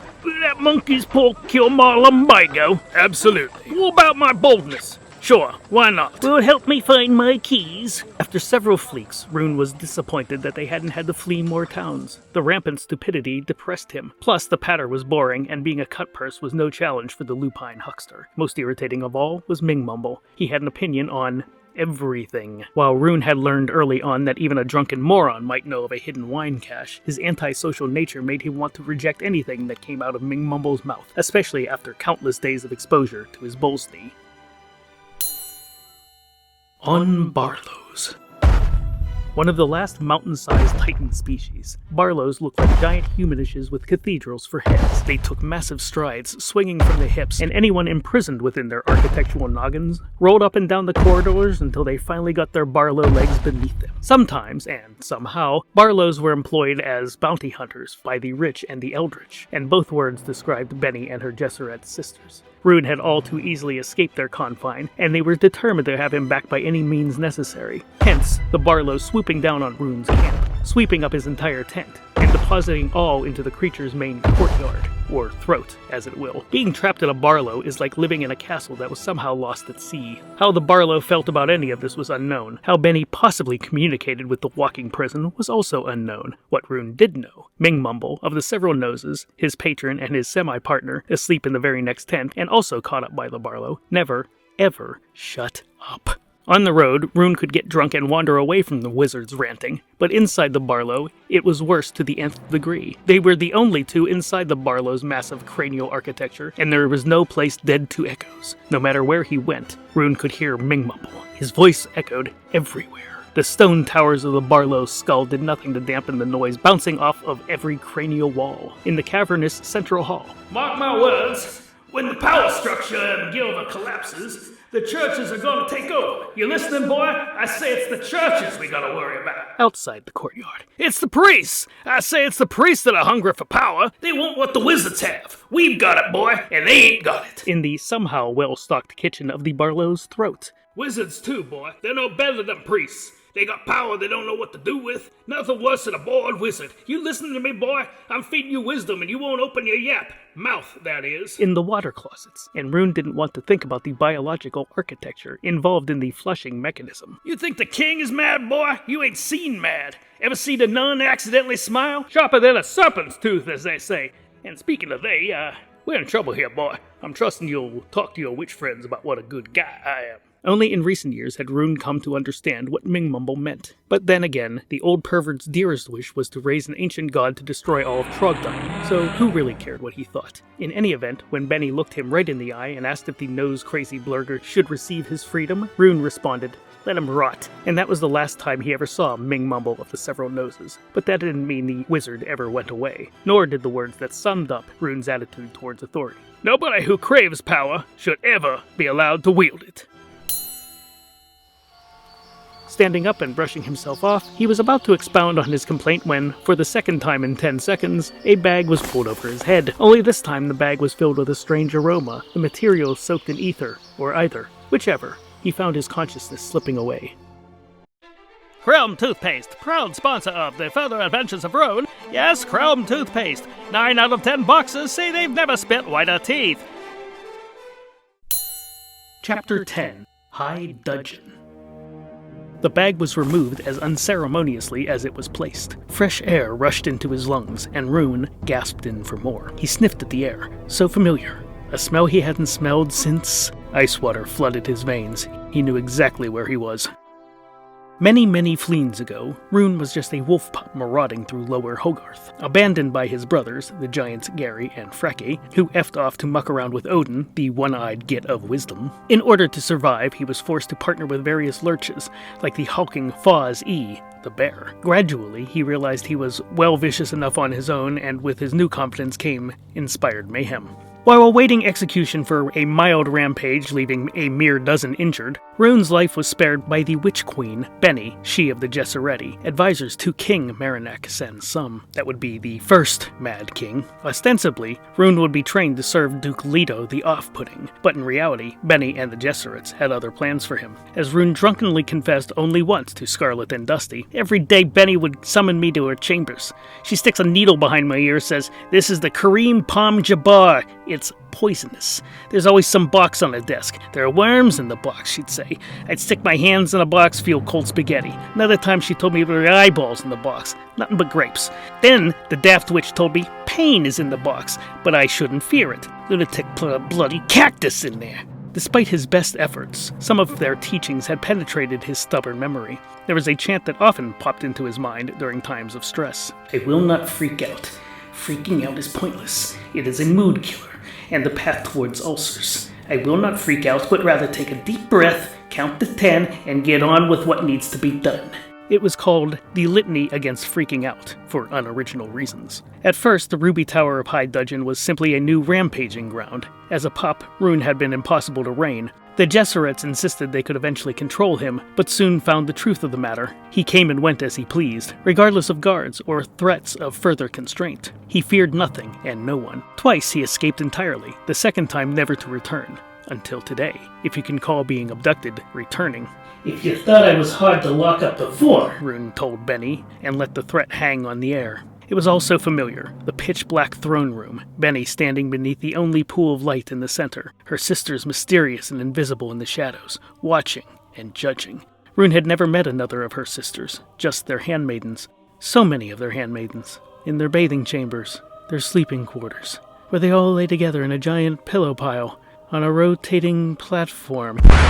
He shook his head to clear the memories. We have no intention of imprisoning you, Berni replied. In fact, we brought you here to bid you our final farewell. You kidnapped me to tell me you don't want to see me anymore, Rune said, voice and ears flat. Yeah, that tracks. Rune, said Berni, tongue-clicking. I'm the one in the middle, you drunken bat. She ignored the insult, just as she'd ignored all the others. You never did have a clue, did you?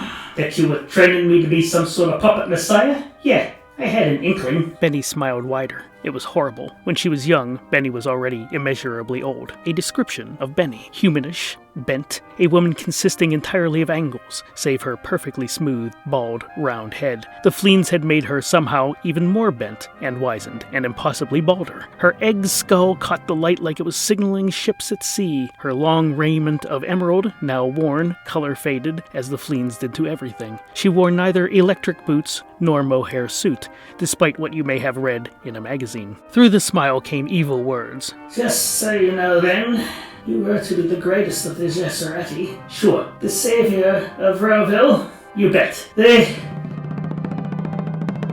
Cuisinart Hathrak! He nodded. Terrible name.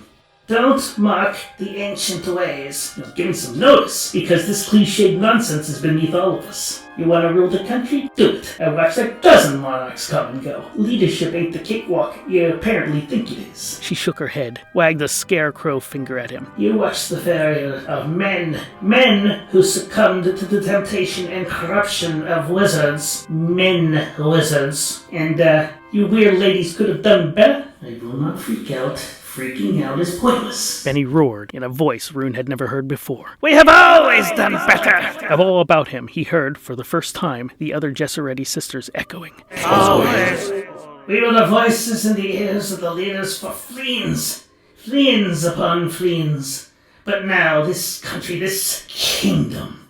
She spat onto the glistening floor. We were installed to be aides to the government, and over time, they ceased heeding our counsel. Instead, they cited prophecy, the promise of the Messiah, and only then would they listen. Only to the Cuisinart Hathrak would they heed. Long-lost pieces of an unwanted puzzle began to fall into place for Rune the Grey. Ah, He nodded. you needed a mate. If it were possible to convey centuries of frustration into a single nod, that was the nod Berni returned. Inside his memory, the past folded and unfolded upon itself. So you hustled into the tumble-gown hoosegow for the first poor young sap you could find, slapped him into a brand new prison, and tried to brainwash him to do your bidding. Your brain would never wash. Sorry to disappoint you. Again, a cluck of tongue and a waggle of finger. You disappoint yourself! How so? I remained my own wolf, and I escaped you as quickly as I could, twice. We caught you the first time, brought you back in the desperate hope you'd finally listen. It was true. He'd been out in the plains of Go-Between when the Barlow lumbered over and swept him up, he and the wizard Ming Mumble both. And when he returned to Berni, Ming Mumble was left inside his cell to rot. So Rune always believed. Until this afternoon with Mr. O and the bit about the Arklestone, which, if true, was the catalyst for the Second Cornelian War. Freaking out is pointless. It's a mood killer. It's the path towards ulcers. You were gonna ship me off to freeze at the Scar! Rune snapped, the memory bitter in his mouth and in his mind. The Scar is a fissure at the northernmost part of Gilver, separating the civilized societies from the Blasted Lands, a snow-blasted area known as the Frisier Nassoff. The Scar's guard, Stellan, Alexander, and Bill, the creepy one, have sworn to protect Gilver from any encroaching corpuscles from further north. It was cold, nasty, and they wanted to stick Rune there as punishment for his being uncontrollable. He knew it, they knew it. Only until you came to your senses, she said. We couldn't control you here. Exactly. He closed his mouth and continued to glare. At Berni, at her sisters somewhere in the darkness, at the wretched memories flooding his senses. Thinking about the wars, aren't you? Berni said, wringing her hands in sadistic delight. If only you'd listened to me, perhaps both those wars could have been avoided. I was in Thessaly when the first war started, he said, suddenly defensive. King Marinac was already 11 donuts shy of a dozen. Freak out, I will not freak out. Take a deep breath and get on with what needs to be. The Cuisinart Hathrak could have shown him reason, she said, even in his madness. Needs to be done. Rune's temper finally boiled over. You don't know that! His voice crashed around the room, the echo just as angry. But say you're right. Say your dumb name Messiah could have talked reason into the old man's diseased brain. Let's even say that this Hathrak thing could have been so inspiring even the coalition of wizards would have bowed down to his superior rationale. His hands were shaking. His voice caught continuously in his throat, his anger so great. You should have been smart enough to realize that would never, ever be me! He barked the final words, and the surrounding echoes turned those barks into a vicious, snarling growl.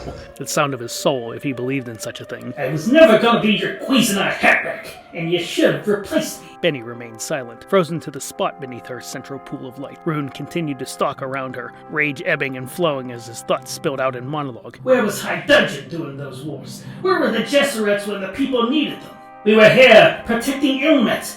Illmet didn't need protecting. He waved his arms in astonishment. Blurking, Sneak, Benny. Buildingstrom Hill is 10 clicks high. Illmet is protected by the Ascent. It was insulated against both wars. Not a single day of commerce went interrupted.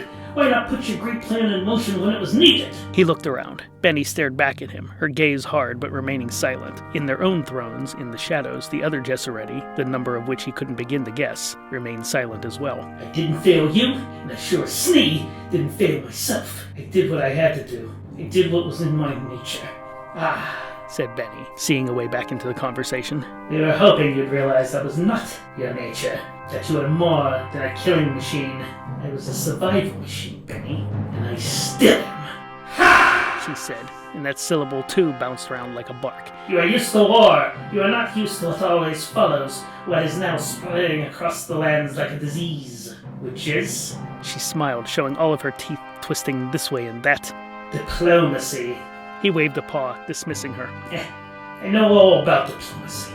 She scoffed. It was a bad scoff, and she should have it looked at. You've never once faced a problem with a solution that didn't result in death. Certainly I have. Name a single time. Alright, there was, you can't, can you? Don't rush me. One single time when you didn't leave bodies on the floor.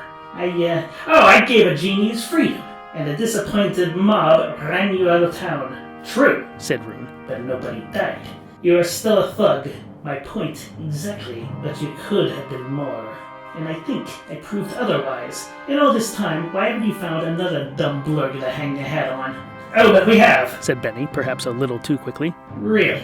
Another wolf, in fact. You don't say. What's his name? Fenrir. Fenrir. Good name. Fenrir what? Fenrir table? Fenrir fireplace? Fenrir glass? Norris! Rune stared at her. Great. All power to him. I'm leaving, Benny, and I won't be back. So can I use the door, or is this another sack-on-the-head exit? Benny didn't move. Near the back of the room, a pitch-black door creaked open, and torchlight from the hallway peeked in. He waited.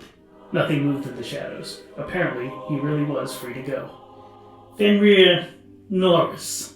Did the great narrator feed you that one? She froze, her face somehow even paler than before. The great narrator, he talks to you. You always told me to listen for it, or was that another method of controlling me? She shook her head but didn't speak. He laughed without humor. Ha! Apparently I'm his main character, so maybe you were right all along. He gave her a smile, as cruel a smile as he could possibly muster. Only the Cuisinart hat-rack, you see, she said, so often and so angrily, can hear the great narrator. Rune resumed his exit. Benny whispered, just loud enough for him to hear. They would have followed you. For the third time, Rune left High Dudgeon for the last time. Once again, he found himself on the pavement. Hey, who you talking to? The great narrator did not answer right away. It wasn't certain it was being addressed. Yeah, you are. Knock it off. Who are you talking to? I'm narrating your story, said the great narrator. Why? Again, the great narrator found itself in the curious and infinitely rare position of being at a loss for words. Because it's what I do. You narrate everybody's stories. It repeated, it's what I do. But not everyone can hear you. We've had this conversation before. I wasn't listening. Explain yourself. Very few can hear me, said the great narrator, puffing itself up. In fact, outside of the Gessereti. Barely 100 can. The Gessereti don't hear you. Not even Benny. Only the Cuisinart hat-rack has talent to... You can't predict the future. It wasn't a question. Nevertheless, I cannot. All you do is yammer about what's happening at the moment, no matter if I'm in battle or choosing wallpaper. You've never chosen wallpaper. Just yakking away at what I'm doing and not doing, or worse, saying what I'm thinking as I'm thinking it. Although sometimes you go away blissfully, so I'm assuming you're narrating someone else for a while. There was a defensiveness in the great narrator's omniscient voice. You're not the only protagonist in the universe, you know. Quiet. What I want to know, finally, now, and for blurging ever, what is the point of you? And the great narrator had no answer. For what could the answer possibly be? Rune waited, tapping his foot on the pavement. No response came. So how about you blurg off for a while and let me have some peace? Grudgingly, peevishly, the great narrator did just that. Chapter 11.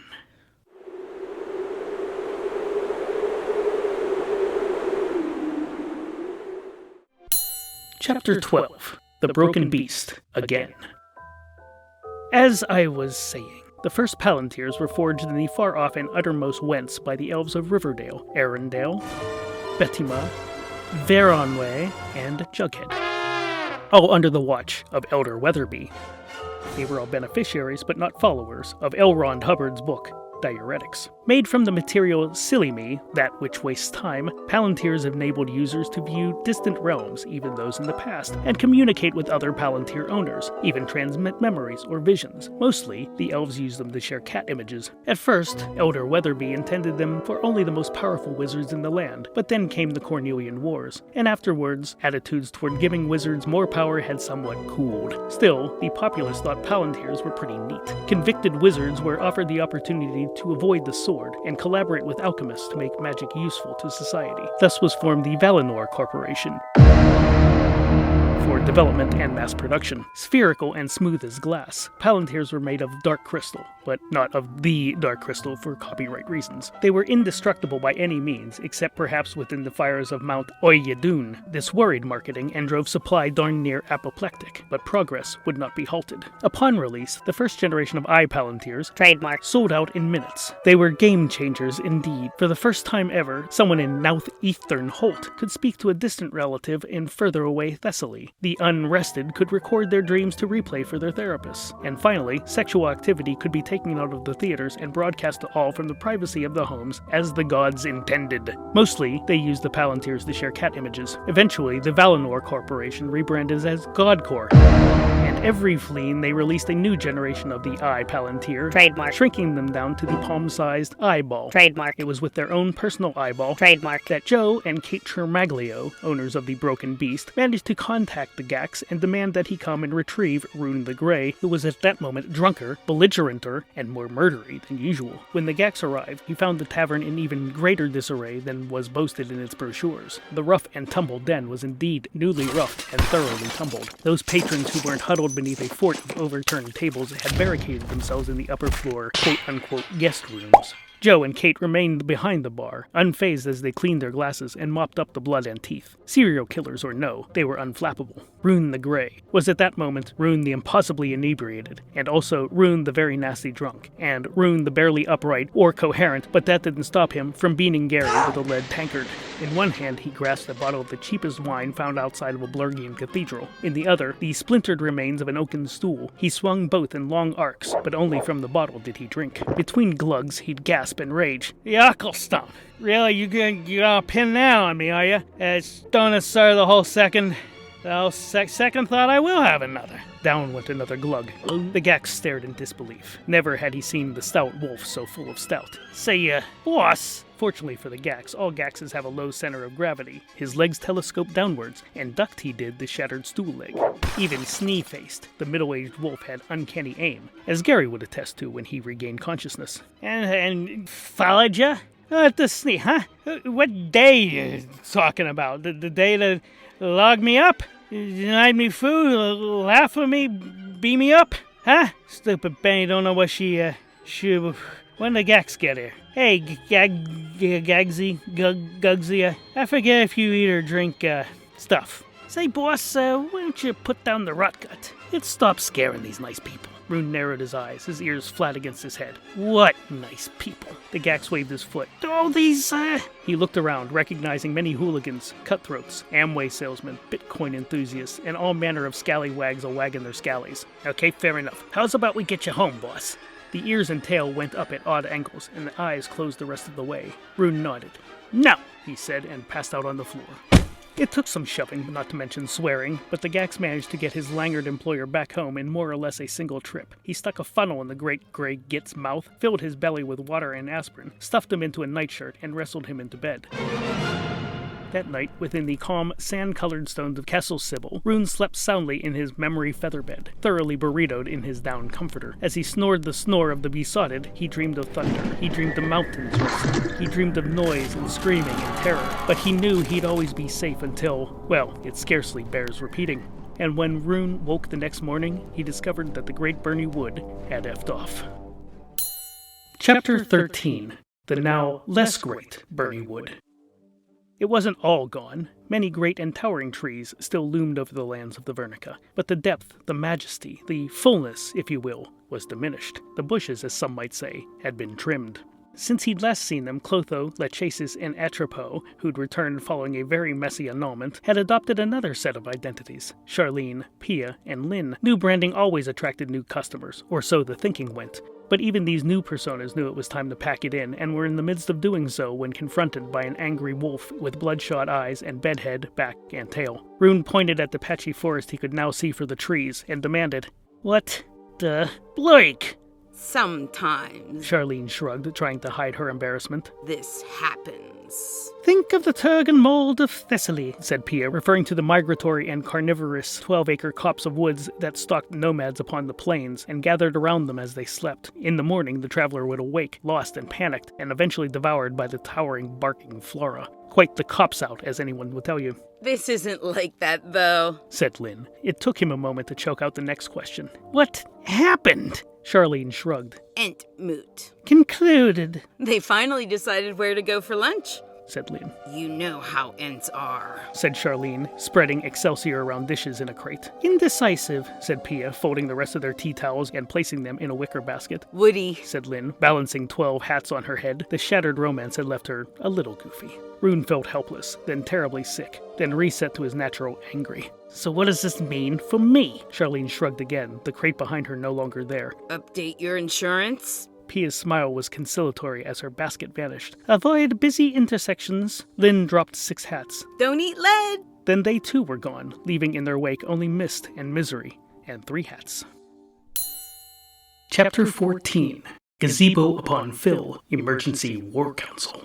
"I know you hate them, boss," said the Gax, his quill scribbling furiously upon the book before him. "I went ahead and had all the charms on the insides of all your armor redone, rebranded, and respelled." Rune sighed. Fabulous. Leather was tough, but the charms were tougher. Like it or not, he had to evolve his thinking. The prophecy was fulfilled. The great Berni Wood had effed right off. They were out on the gazebo overlooking Lake Phil. Soon, Dusty and Scarlet would join them to update their war plans. Marching into hell and back again was fine for an indestructible wolf. Now that he was destructible, caution could no longer be wind-thrown. "We need a lurch," Rune said. The Gax thought for a moment. Then, from somewhere within his great furry mass, he produced yet another great heavy book and flipped through its pages. "What about, Forzy, the bear, my old partner," said Rune. "The guy who convinced me to start a mutiny aboard an airship, and then left me to die on a Dean Skyland?" The Gax didn't immediately answer. Some other guy, maybe?" Rune shook his head. "Foz owns a shoe store in Krill now, doing pretty well from what I understand. Has 3 kids and does stand-up on Thursdays." The Gax nodded and flipped a page. "Oh, how about Thorson Yeti Skull?" In spite of himself, Rune gave a little laugh. Thorson Yeti Skull was a berserker from the northernmost edge of the Harrison Fjord. 7 feet tall, half again as broad, half as long in beard, Thorson Yeti Skull had killed 60 men by the time he was old enough to start never shaving. If there was skin, there was hair. Upon his head he wore a helmet carved from the material for which he was named, and the creature's skin made his coat and kilt, with enough left over for codpiece and tobacco sack. Prior to the First Cornelian War, Thorson Yeti Skull had killed 1,100 men and women and animorphs in battle, 500 more in contest, 300 in gladiatorial combat, and 162 in line at the deli. Of those he defeated, Thorson Yeti Skull had eaten every single one, having developed a taste for it as a young lad at a very sketchy summer camp. Any idea how to reach him?" Rune asked. "His grandmother still lives in Flameswallow," said the Gax. "Send an owl or whatever we use for messaging around here. I can't imagine Thorson uses the Doom marbles, which is what Rune called Palantirs, specifically the eyeballs. Trademark. Because, of course he would. Quick aside. Back at Charlatan's tent. Dusty first encountered Rune on the western continent of Thessaly, and their adventures had brought them back to Gilver just as the First War had begun. During their partnership, Rune revealed very little of his past to the dashing dog of the skies, as Dusty was desperate to be called. burglary, thievery, piracy, robbery, indecency, multiple counts of lechery, a short bout of leprosy, who among us can say otherwise, but few personal details. Red Scarlet also met Rune in Thessaly, long before Dusty had entered the picture. They'd found themselves in the same treacherous castle, seeking the same fabled Ruby Goldberg. Over the fleens, their paths crossed again, particularly when both found employment with the Obscurant Guild. During the First Cornelian War, there was a long campaign. The two of them were often alone, in cramped quarters, huddling against the cold and the dark. But even then, she found Rune to be quite tight-lipped about his past. She knew of his ill-fated romance with Cirçe, Empress of the Underworld, but largely because she and Circe had been college roommates and both members of the alt-girl rock band, the Mary Sues, and still got together regularly for coffee. The pair could have braved High Dudgeon and sought an audience with Berni and the other Gesserets, but the paperwork alone would have wasted half the day. Perhaps they could have visited the Obscurant's front and interrogate Mr. O, who'd known Rune since he was a pup. But the drawback to talking to Mr. O was, of course, talking to Mr. O. That left Charlotte in chagrin. I refuse to divulge any information about my client, The dragon insisted. We're both your clients too, Said Scarlet. You think I don't know that? Said Charlatan, brushing errant bits from his vest. I'd do the same for you if you barged in here demanding to know your resume. Tight-lipped charlatan, that's what they call me. Nobody calls you that. You don't even have lips, Said Dusty. You all sound like my Uncle Smog, and you're one to talk. Okay, if you could keep it under 5 minutes, I'll try and answer any questions I want to. We're mostly concerned about his episode at the Broken Beast. Which episode? The most recent one. What's an Argyle stone? I think it's Arkle dear. I'm not sure what that is either. Okay, I can answer this one. When Rune was just a young ruffian, he came under the employ of Ming Mumble of the Several Noses. The wizard? No, the fry cook. Of course the wizard. And this Ming Mumble sent him off to the temple of, this is unpronounceable. No word should have that many L's in a row. Anyway, apparently Rune retrieved this Aquastone thing from Ming Mumble. Cut to a couple fleens later, it's the Second Cornelian War, and it's rumored that in addition to sacrificing the mad former king, Cygnus used the Aquastone to awaken the Well of Aztanath, also known as the Well of Aragonsian. St. Crispin's Glover. That's a lot of made-up words. All words are made up. And all that did what? Well, according to both prophecy and speculation, the Well of Aztanath, also known as the Well of Aragonsian, that. And by doing so, the well was meant to reveal the true nature of anyone who stared into its depths. Once it was awakened by a human sacrificing this Arkle thing, correct. So the Cygnus kid wasn't wearing a Sectar's helmet the whole time? No, ma'am. I saw him up close many times. Those creepy things were his actual eyes. That kid did not have a good essence. Wait a minute. You were at the Sansum Tower. Kid basically had me conscripted. I was part of the Regal Legal Council for almost 2 fleens. 2 fleens? What were you doing for the rest of the war? Fleeing. Hiding. Mostly in Crit where he couldn't get me. So that means Rune is holding himself responsible for the Child Prince's transformation because he was the one who retrieved this Arkle stone for an unconnected wizard back when he was just a pup himself. Possibly unconnected. Ming Mumble hasn't been seen since long before the First War, if any of that is true, and I think it is. Rune, the poor plurger, said Dusty, and the others agreed. So, what the hell is a Cuisinart hat rack?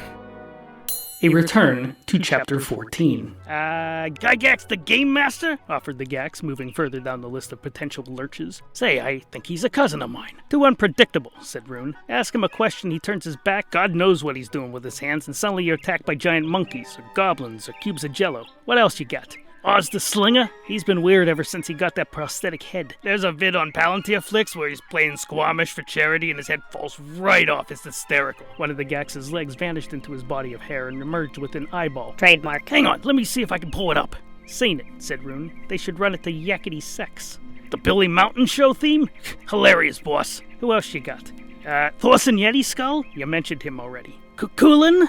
You know very well we were at his sickbed. You knelt and said a prayer. Was that when the ghosts were rattling at the door and some devil was in the chair?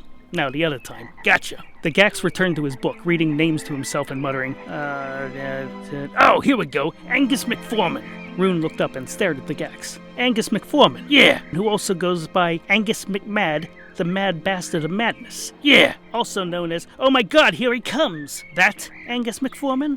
Yeah, that's the chap.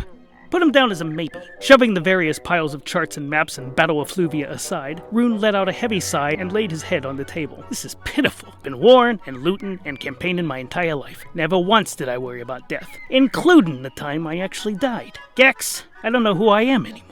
Look, boss, you gotta give yourself a break. You know how you get right before a quest. This time Friday, you'll be back to your old self. This time Friday, I'll be with the rest of you clomping through multiple layers of hell on my way to see an old girlfriend who dumped me.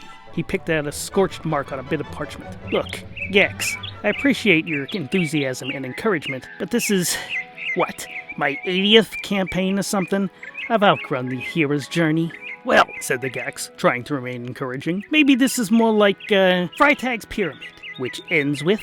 The Gex didn't answer right away. Catastrophe, but possibly a soft catastrophe? Anyway, maybe this will turn out to be picaresque or buildings in Roman. Rune rubbed his forehead where a migraine was beginning. I'm too young for the former and too old for the latter. Look, boss, I don't care what the weird sister said. This thing about the Berni wood effing off is just another prophecy, and what do you always say about prophecy? This time it was Rune doing the mumbling under his breath. He was, boss, show me a prophet, and I'll show you a merchant who trades in verbal manure. And with the sisters, you got 3. Rune grumbled again. He still felt old, and tired, and vulnerable. The Gex, the personage who had been at his side the longest, understood. Look, boss, historically, you've been searching for the least amount of responsibility possible. Irony is a blurging harsh mistress. This speaking truth to power thing you do, don't care for it, Rune said, continuing his grumble. What the Gex said was 106.5% true. He spent his formative fleens looking out for no one but himself. 2 wars later, and his reward was a moldering castle that required constant upkeep, not to mention a fully contracted staff relying on him to keep them in the lifestyle they'd grown accustomed,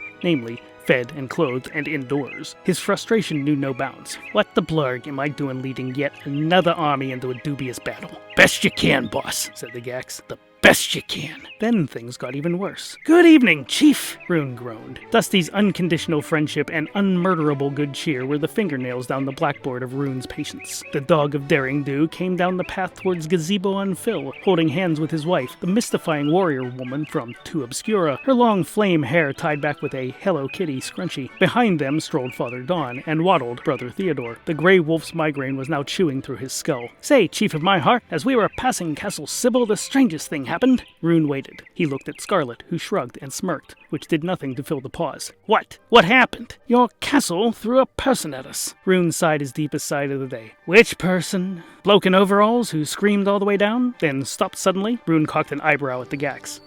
Probably the chiseler, said the Gex. Oh, well, if he was a crook, who cares? No, boss, he was up on the parapets. Chiseling my parapets. Just the one. The other is missing, so I'm down with just one pet. Just like when the arms broke off your armoire, said the Gex. Suddenly it was just a war. Rune shook his head. Did the chiseler survive? He was still moving about when we called for an ambulance. Poor Blurgo landed right on his chisel, said Scarlet. I'll have Greaves send a ham to his family. It's because that was really Greaves' responsibility. Rune pressed his palm to his forehead, hoping to shove the migraine back where it came from. Tossing a chiseler, he snarled. She almost never does things like that when I'm there. Staff must be terrified. Nah, she never hurts the staff, said the Gex. Just the hired help. Strangers, salesmen, random passers-by. What about the tourists? She doesn't always hurt them, but she likes to pretend she's haunted. Slams doors, makes the walls bleed, that kind of thing. That doesn't bother the actual ghosts? They ain't complained yet. Have her doctor increase her medication. Now it was Scarlet's turn to frown. How do you medicate a castle? We've been trying different ways. Mashing the pills into a mortar, dumping tinctures into her gutters.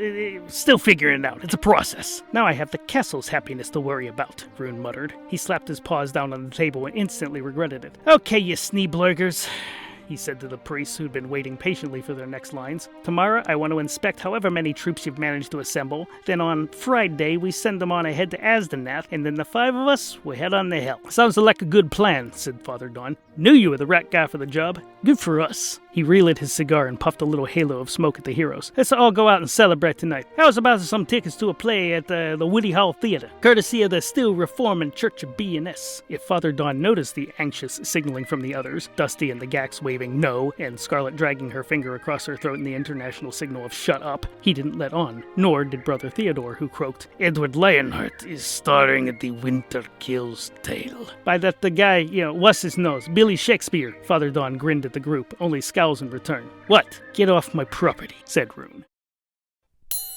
Chapter 15. Not the Woodyhall Theater.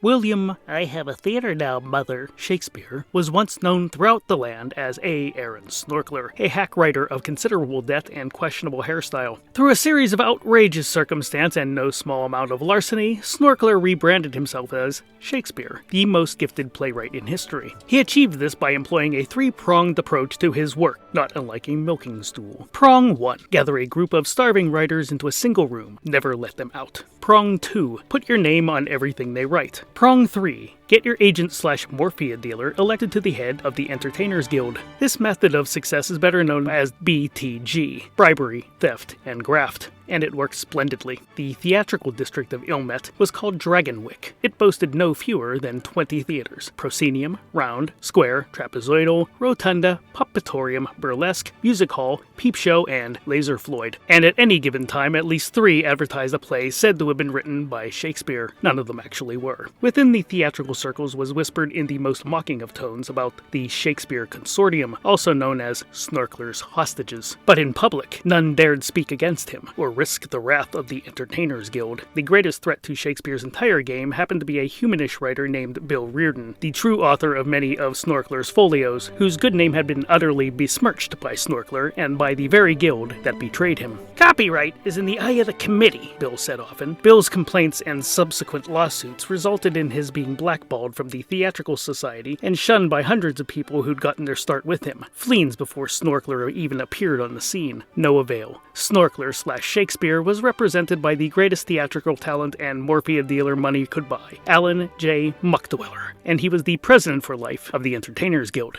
Without theater or audience or even recourse, Bill Reardon retired to the Broken Beast, where a young grey pup, living rough on the streets of Lower Hogarth, first encountered him, while trying to steal his purse and his shoes. "Keep the purse, kid," Bill said, peering at the little wolf crouched beneath the table, "but those are prescription shoes." The old man taught the wild pup culture and wit, how to devastate with words instead of fists, as words kept one out of the hoosegow better than fists did. Bill had suffered great indignities at the hands of those who'd promised to protect him, but his misfortune never dampened his kindness. Reardon had succeeded where the Gesseretti had failed, and entirely accidentally. Berni tried to manipulate him into mimicking nobility. Old Bill expanded his horizons by treating RUNE as an equal. In his entire life, RUNE had only ever told 2 people that he loved them. One was the goddess of the underworld, and that didn't even count because he was dead at the time. The other was Bill Reardon. "RUNE, my boy, normalize telling those you love that you love them," said Bill, "and never trust anyone. Keep your circle small and your heart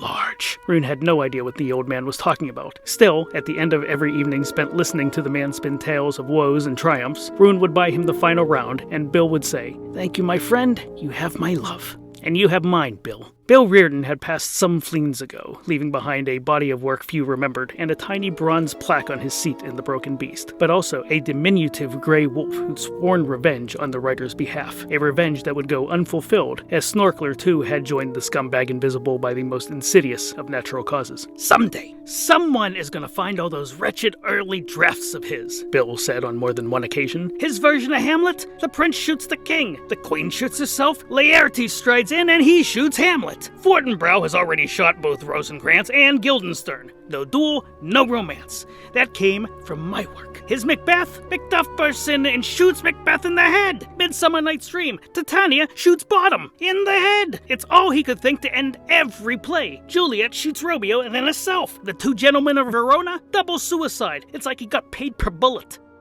On the day Bill Reardon died, RUNE swore he'd never attend a single performance of an A. Aaron Snorkeler play. Even the very suggestion was taken as a personal attack. For her part, Scarlet was astonished that the Grey Wolf had allowed Father Dawn to escape with both his ignorance and limbs intact. "None of you knew Bill," RUNE said to her as the others prepared to leave for Dragonwick. "This ain't your grudge. Just get that Blagan priest out of my sight. I'm sure he didn't know he was insulting you. Doesn't speak well of his research into my past, now does it?" "No, it doesn't," she sighed, suddenly unsure of what to do with her hands. At the end of the garden path, Dusty awaited. They still had to get back to their rented homes and change into appropriate evening wear. Time was ticking by, and with each second her guilt swelled. "Go," said RUNE. "Cajole the cultists. See if you can squeeze them for concessions. Promise me you're not going to sit around drinking all night." "No." Fair enough. She knew when she was beaten. "Hey," RUNE said, his ears perking up slightly.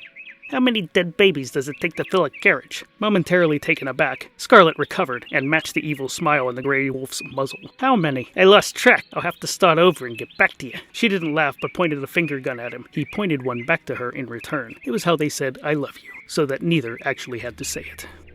Alone in his study, surrounded by the calm, sand-colored stones of Castle Cybill, Rune settled in for an evening's sulk. Despite the castle having been converted to forced air some fleens ago, Rune felt the need for a fire, and so built a cheery one at the hearth. Sitting comfortably on his favorite rug, he brought out his doom marble and then his memory stick. A product of alchemy and druidity, the memory stick was exactly what was advertised. A bit of driftwood etched with symbols of power, it was designed and manufactured to retain exact memory, sight, sound, texture, aroma, whatever needed to be preserved. Naturally, the device was co-opted and improved by Godcore Trademark. as the Interactive Portable Ocular Kinetic Experience, or IPOC. Trademark. But Rune was never one to keep up with technology. His old memory stick worked just fine. Carefully balancing it on the top of his Palantir, Rune fired it all up. The Palantir bloomed, projecting the memory. Suddenly, his study transformed into the broken beast of 20 or more fleens past. The tavern was filled with a Mercockian array of patrons, authors and entertainers, and chanteuses and chiropodists, all holding salons at their various tables. Sidney Mosian was in his clown makeup, seated with a recently shaved Otis Driftwood, and Pluto, the barbarian-turned florist. A tiny fire-eater posed for 6 painters, planning a mural on the privy wall. A dozen wastelanders at one table, their black tunics each emblazoned with scenes from their favorite guignols, grand or otherwise. Kilgore Trout was seated with some frizzy-haired mensch he'd met in the smoking lounge. The 4 kings of EMI were seated stately on the floor, across from their IKEA counterparts. The git with the blue hair and his too hot wife sat across from the proprietors of Dreamhaven Books, proving their existence even if the store was mostly mythological. And, at the back of the room, Bill Reardon, where he usually held court.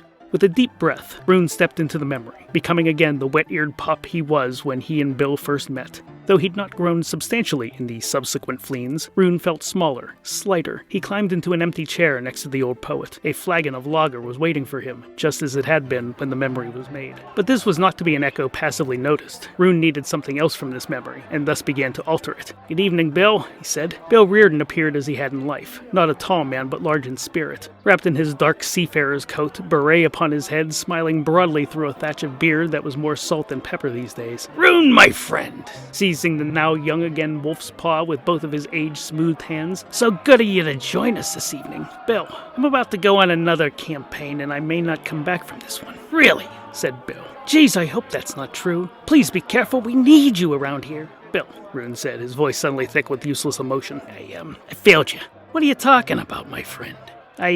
I never cleared your name. Snorkler's still on all the plays. You get a mention here and there. He's still the star." "That son of a bitch!" said Bill with less rancor than Rune expected. Usually when you mentioned Snorkler's name, Bill's voice would boom with sudden anger, then dissipate as quickly. In this altered memory, he scarcely sounded concerned. "Ha! I'm dead, aren't I? Wherever you are, it's not now, is it?" Rune nodded. Bill smiled. "Listen, my friend, love means never having to say you're sorry, right? Terrible book, but great message. You didn't fail me, Rune. You never stopped believing in me. You were a hard lesson, Bill. When I think of you, I start believing everyone is worth believing in. It's not such a bad thing, friend. You just make sure you keep the receipts. Like you did, every draft I ever wrote. Every memory stick recording I ever made. It wasn't stolen by Snorkler or the damn Sans Sums, of course. You never stop beating your drums, Bill. And you have your own drums to beat." Reardon smiled. He took a long drag from a Frodis joint, his last remaining vice. From his flagon, Rune knew, Bill drank only tea, no longer the hard-drinking man he'd been. Just as Rune, in his study, lost in his eye memory, was no longer the callous barbarian he once was. "Listen, Rune, you can't worry about me now. You can't worry about any regrets or any sins you still carry around. We aren't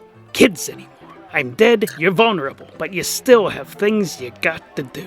Don't add my woes to yours. My time is done. But your work should still live on. Let me ask you something. What's your occupation?" Rune wasn't sure how to answer. "Mostly, I go in the old tombs and steal stuff." "You uncover history." "Sure, that's another way of looking at it." Bill spread his hands wide and smiled just as broadly. "I'm history. I'll be rediscovered." He laughed then, and in spite of himself, Rune laughed right along with him, and the faceless memory of people joined in as well. "Isn't that marvelous? Nothing's dead forever." Their memory began to fade just then, the stick reaching the end of the recording. "Of all the people who were ever in my life," said Bill Reardon, his image shimmering, becoming transparent, wispy, and foggy, "you can take heart in the fact that you were one of the very few who never let me down. Never forget that." The last few words echoed as time winnowed back to the present. Once again, Rune was alone in his study, his shadow dancing in the firelight, the Palantir gone dark, and the memory relegated to the purgatory of the eye poke. Trademark. In 2 days, Rune would descend into the many layers of hell, certain that he'd see old Bill Reardon in none of them. Chapter 16. This time at the Woodyhall Theatre. Woodyhall, one of the largest theaters in the theater district of Dragonwyck. Curtains opulent, but cloaked with the dust of history. Its stage bowed slightly in center right. Domed ceilings utterly blackened by decaflames of torchfire. Remarkably drafty in spite of close-set seating, none of which, by some quirk of quantum physics, directly faced the stage. Owned by Mr. Zero, a gregarious scoundrel whose plump face would start out sweet and kind and innocent as a baby, and then swiftly contort into bulge-eyed swells of rage. A loon about town. While the great thespian and occasional cult leader, Edward Kendall Sheridan Lionheart, acted literal and physical circles around his co-stars as Pa Leontes, opposite his wife Edwina as Hermione Onassis. In The Winter Kills Tales by Bill Reardon and William Shakespeare, Scarlet squirmed uncomfortably in her chair, and not just because she'd forgotten to switch out of her chainmail knickers. The guilt was overwhelming. Guilt. Born a warrior, raised an athlete, trained in espionage, no slouch a pilot, a shredder on lead guitar, okay on drums, a Primazon, a Valkyrie, and one of the top 50 sexiest married war heroes of Trogdine, so named by Thirst Trap magazine. Guilt. She'd killed dozens of people in battle and several in repose. She was a shadow scale, a secret agent of balance for the Soren Gazir, something that only 4 people outside that particular organization knew, and her husband was one of them. Still, guilt, because she was sitting in an uncomfortable and drafty theater watching a play she'd seen before and done better, feeling like she was betraying one of her closest surviving friends. Though she'd never met Bill Reardon, she knew the number of people Rune spoke of with affection, and could count them on one hand and still have the middle finger left for saluting the rest. As Rune had pledged to her once, had grudgingly admitted to Dusty, and drunkenly swore to the Gax, and 3 times to Izzy the Frotus dealer at the Beast, "Your enemies are mine." Thus, by the transient properties of blood oaths and friendship, William Shakespeare, enemy of Bill Reardon and Rune, was enemy to Scarlet and by proxy of vendetta, the Primazons of To Obscura, should it go that far. Good thing Snorkler was dead.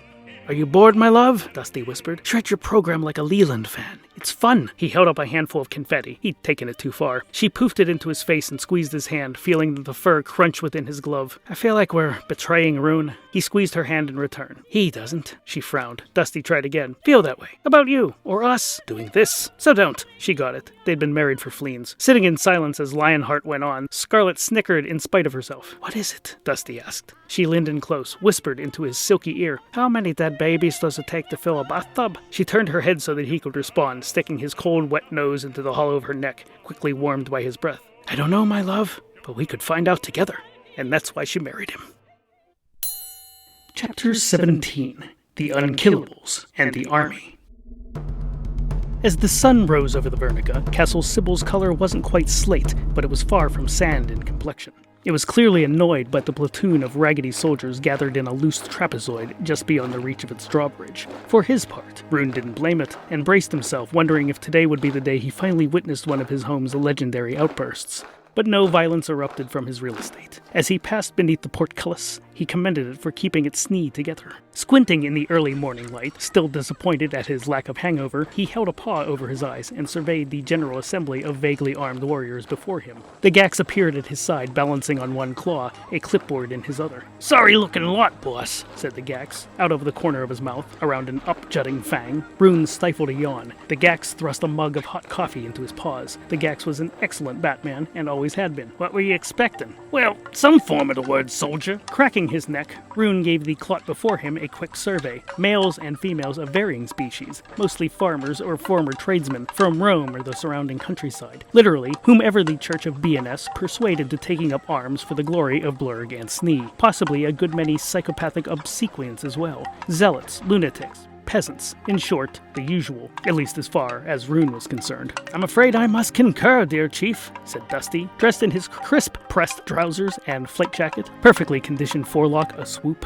"Looking at this ragtag bunch does my heart proud, but their discipline as far as uniform could use a bit of the old spit and polish if I do say so." "Don't say so." said Rune. You and the Gax flew in the United Thessalian Aero Corps, the best funded outfit in the whole land. Scarlet and I were down in the trenches with the peasants and the conscripted criminals. Well, said Scarlet, looking uncomfortable, I did a little bit of both, flying Valkyrie missions out of Holt, protecting the service dirigibles. Well funded in the air, then hard scrabbled in the mud and blood. That's my point. Looking over the bedraggled assembly of beings in and out of armor, some in the colors of Snee, some in blurg, some without colors at all, but most with nifty, barely used pikes. Many yawned in the early daylight. Most looked bewildered by circumstances, mentally retracing the choices made to get them there. It was for those faces that Rune found himself feeling something surprising. Pity. Rune and his compatriots were veterans of the 2 global wars and uncountable campaigns of violence and thuggery. They'd been thieves and cut-pursers, assassins and mercenaries, sometimes for hire, sometimes for fun. They told themselves, often and loudly, that they were on the side of the people. Anarchists, rogues, punks, nonconformists, unconformists, anti-establishment types. These were their badges of honor, but who, in the end, had they been really fighting for? During the wars, perhaps it was true that they were fighting for that nebulous cause, the people. Rune and the others had been on the ground and in the air, fighting against seas of oppressive governmental armies, with their backs covered by hardy peasants and commoners and middle-class white-collar office workers. The people. Well, there before him was an army comprised entirely of the people. He couldn't see a professional soldier among them. As suspected, these were parishioners, the true believers ready to give their lives for Blurg. Or Snee, or whatever reason vaguely given. The High Church of Snee, the Reformed Church of Blurg, whatever this divine union of B&S was going to be, Rune saw little difference between them and the Gesseretti of High Dudgeon, or even the countless legions of Cygnus's Redcaps. Their followers were ready and willing and able to die for whatever they were told they believed. The best fodder lacked critical thinking, which is why Rune preferred to work alone.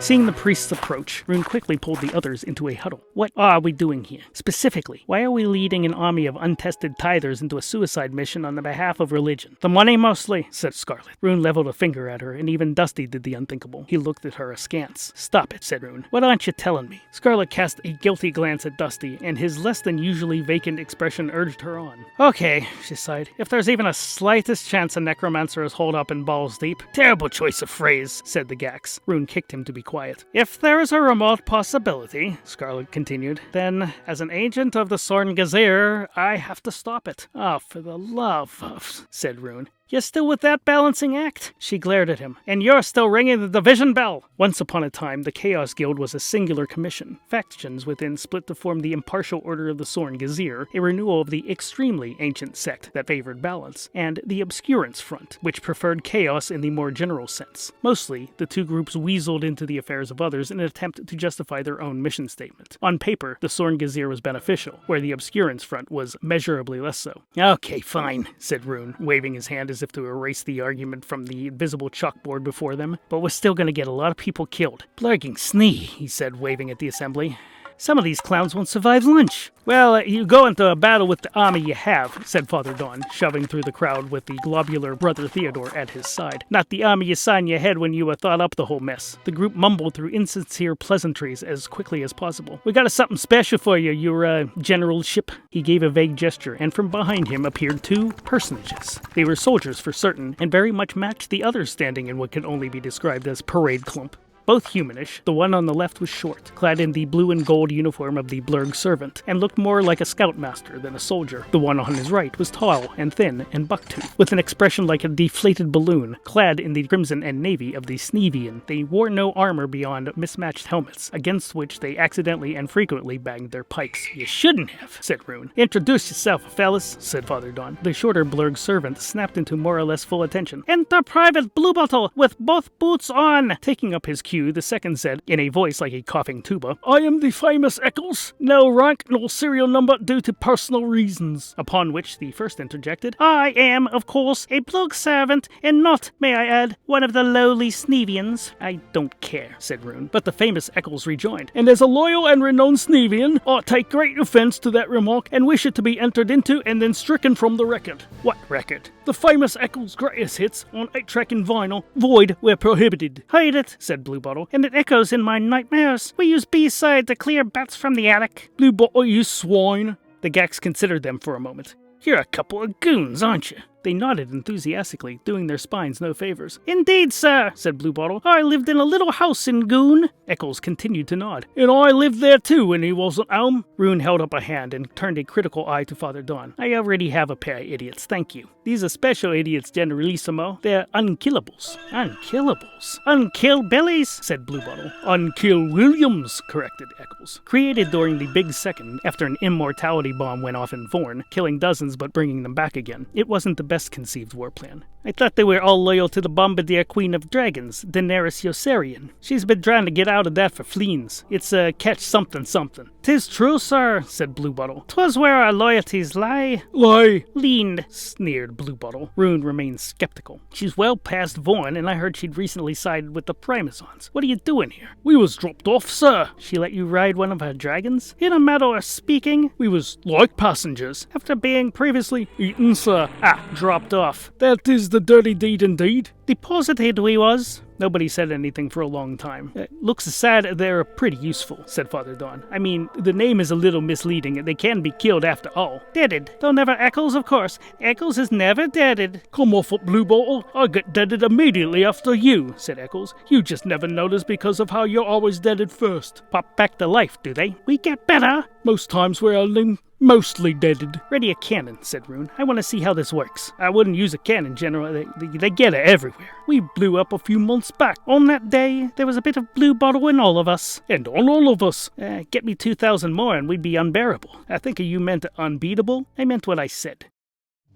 At the solemn hour of 10:30, Rune, Dusty, Scarlet, and the Gax stood as the ramshackle noble and loyal army of BNS assembled before them. Sergeant R.C. Swill, under the command of Holy Major Asol, read the roll call. "Strood Kent! Yeah. Praise God, Barebone! Yeah. Artemisia Mimblepuck! Yeah. One too many Goldstone! Yeah. Buena Vista Scuffle! Present. Leicester Railway! There. Fight the good fight, Miffenberg! He's sick, sir. Icewell Gleam! Yeah. Morris Moss! Yeah. Friendless Baxter! Yeah. Die not Smythe! Yeah. Die well, Smythe! No relation, Sergeant! Shot it! Sergeant Swill cast a wary eye across the bedraggled troops. Continuing! Wrath of Matilda Sniffle! Yeah. Thankful Gumps! Cessation Twee, Junior, Senior, Deliverance 6 Mooly, Ethel Pet Snore, Experience Q Uttergopher, Kill Sin Pimple, Hazeltina Rumbottom, Holly Branch Horse Hockey, Godsend Smuff, Counterfeit Shemp, Issaphemia Glee, Questiva Noonish, Sneezing Wibblestocking, Morningwood Zither, Yolanda Squat Pump, Strangely Morrison. At this point, Rune and Scarlet stood vibrating, their faces contorted, holding in giggles. The sergeant paid them no attention. Eulalia Lockspit! See you next Wednesday, Flackenfield! Expatriate Singular! Riffraff Smoochy Kerfluffle! Aye! No nicknames! Again, he stared at the assembly, eyebrows promising heinous consequences for further interruption. Continuing, Funky Winkerbean! Viva Vaz de France! Mornlevia Scutter, Mishugana G-String, Groin Pull Grouch, Ugh, I'm dying, you idiot St. Clair, Fluffchick Godfrey O'Grimes, Orgle Spleen Grundle Plinth, Argyle Bumbershoot, Will de Grub Tumescence. Nope, said Scarlet, bowing out and fleeing the assembly before the giggles became guffaws. Still, the sergeant named Swill continued. Legionnaire Jacuzzi, Osgord Bloop, Hemisphere McStabber, Manpeth Two Sheds Flenley, Apollonia Fender Melton Schmitz. And I'm out, said Rune, fleeing in the same direction. Dusty glanced down at the Gax, who held his salute. We had far stranger names in the old flying corps, didn't we, Gaxy? Asked you not to call me that, sir. Right, apologies. Too silly. Mortimer Snufflerod! The roll call ultimately concluded by sundown. After a good night's sleep, the army would be sent by train to Vorn, and then would march on foot to Azdernath. Should all go as planned, Rune and the company would rejoin the others there and prepare for their assault on Balls Deep. Thus, with specious motivation and the flimsiest of plots, Rune and the Megan set out on the road. To hell! This concludes part 1 of the Further Adventures of RUNE. Tune in next week and join Rune on his descent to hell as we begin part 2. A Happy Cloud Audiotoon.